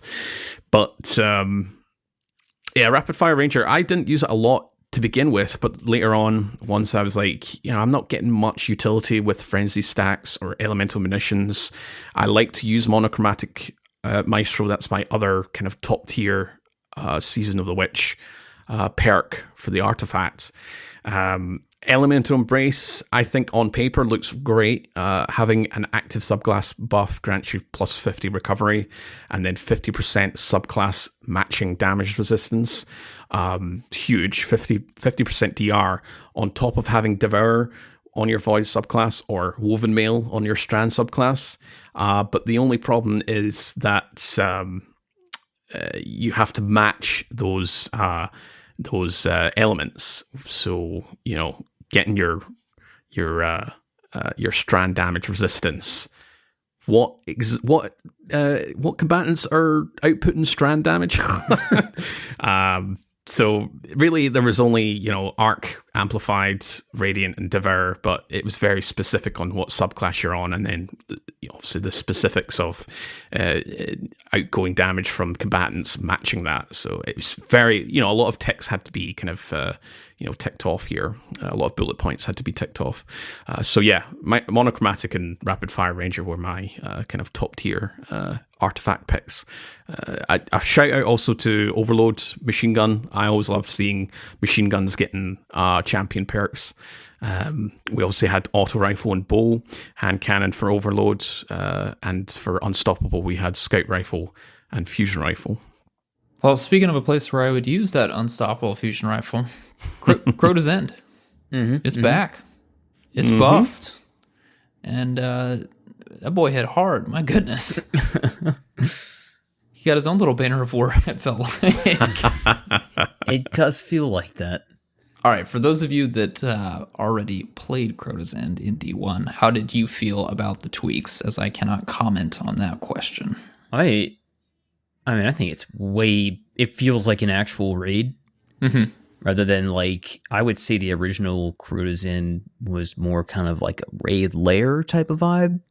Comparing it to something, in D2. The way, I think that we touched on this when we did our special earlier on in the season, but the way that they changed the third encounter with the Death Singer was just absolutely top-notch improvement, because it used to just be the third encounter pretty much felt just like the hallway. It was like the exact same feeling of running through the hallway and killing the Shrieker is as involved as the entire third encounter was, maybe even less so. So that was huge. Thrallway, it's really annoying to take new people through the Thrallway, but it's it's better than it used to be. So gotta give them that. Court. Yeah, no, I'm pretty much in agreement with you, Saint. There was only one way that they could improve with D1's Crota, and that was just up. D1's Crota just always felt like it was cobbled together. After Vault of Glass, that was the starter one. That was the first raid of the game ever. And then going into Crota's End was just there's something not quite right with this. And then once we got King's Fall and Wrath of the Machine, it's just we can tell which one's the odd one out here. But they've made a complete 180 with the vibes. I had pretty low expectations. I was a bit bummed out. I still am to a certain extent that we didn't get Wrath. Maybe we'll get Wrath in the future. We'll see. But Crota's End, it's a challenging one on day one and master. It is challenging. It doesn't necessarily really force you to use certain classes. The whole kind of vibe with having to use Well Irradiance and all that is still there, but it's not as strict. And the challenge there is not, it's all about executing the mechanics for each encounter, especially with Uryu and for Crota himself. But yeah, I really thumbs up. I think Datto always kind of recommends his raids, puts them into tier lists. You've got Raid Night as one of them being the top tier for if someone mentions a raid like Crota's End, it's oh, absolutely, I'll do Crota's End. And I still think Vow of the Disciple is my all-time current favorite raid. But Crota's End it hasn't wavered since we did our special episode. I think it's still up there. It's let's say A tier, kind of up top tier, A tier. Really good raids. Agreed. Impetus, your kind of experience coming into this raid for the first time versus some stuff you've played in D2. It's kind of short and sweet, I think is the best way to put it. Vault of Glass is just a snooze fest, pretty much.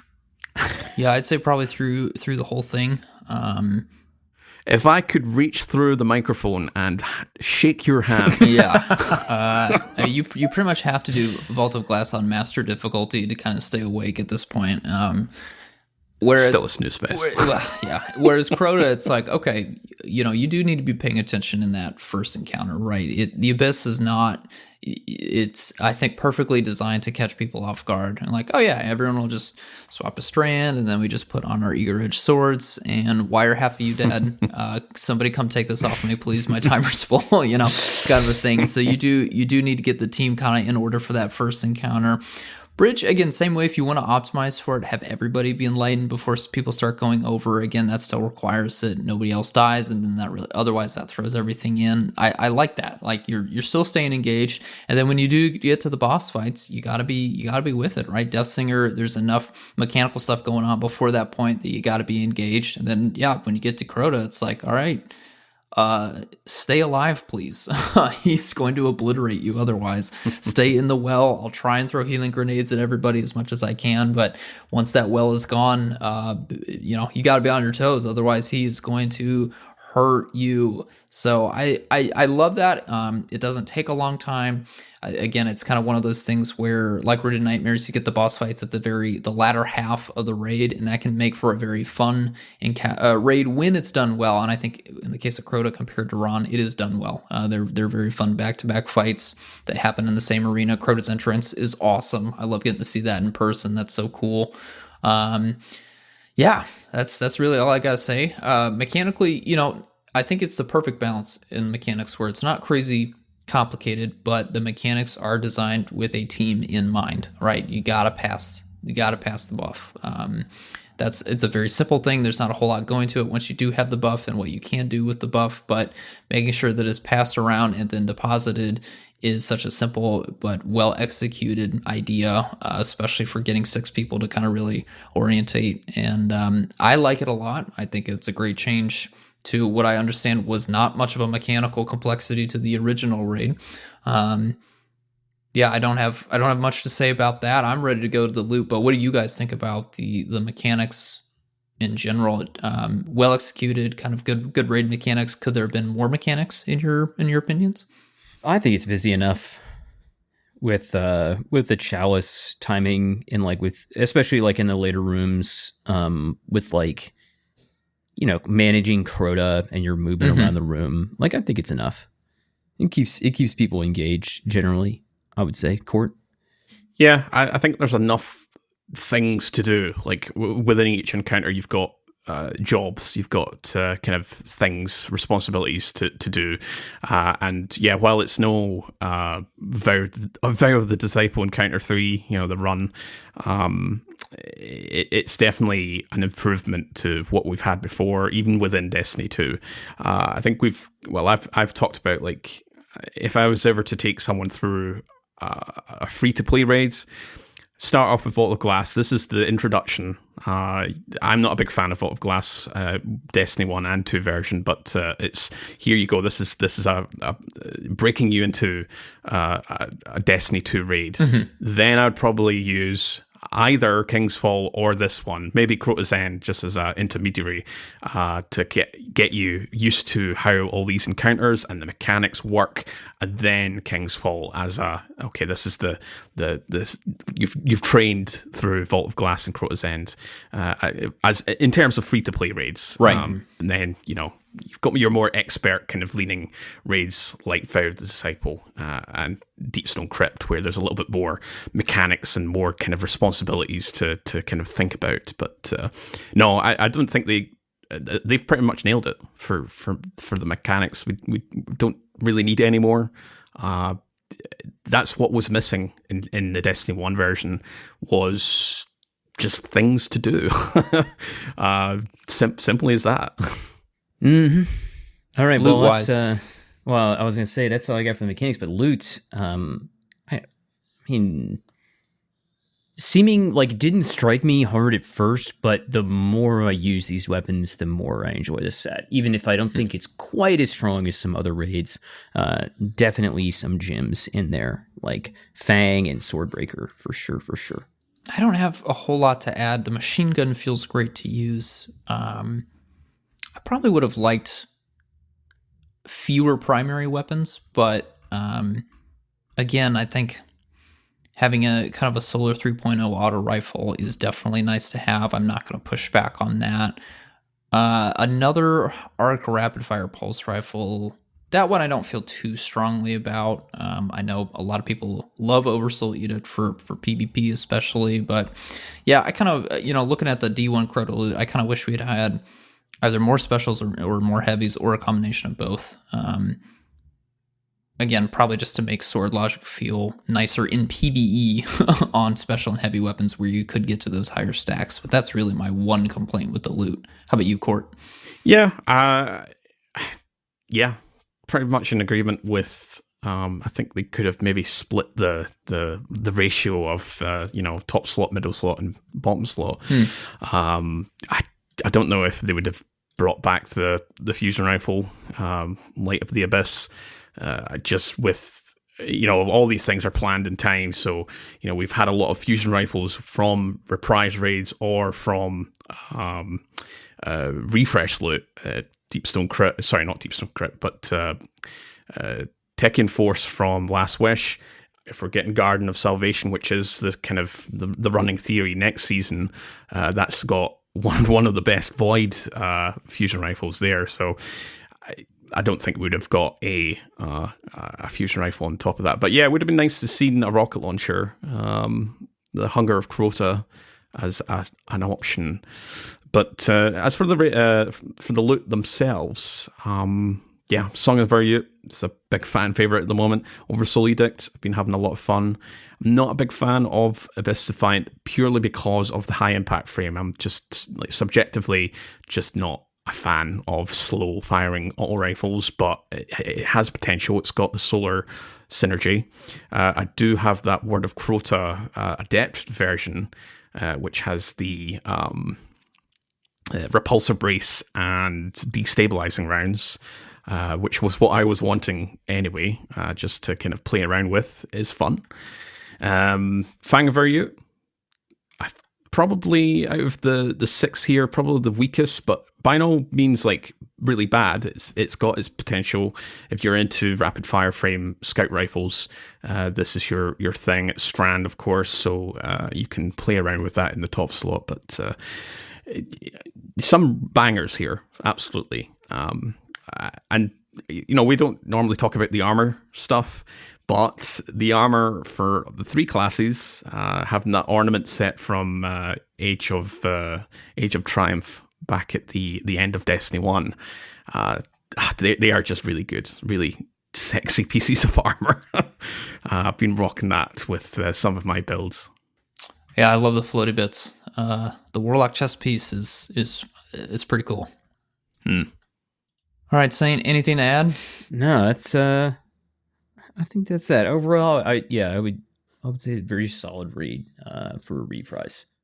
Solid raid, solid season. Yeah, I was going to say, solid season.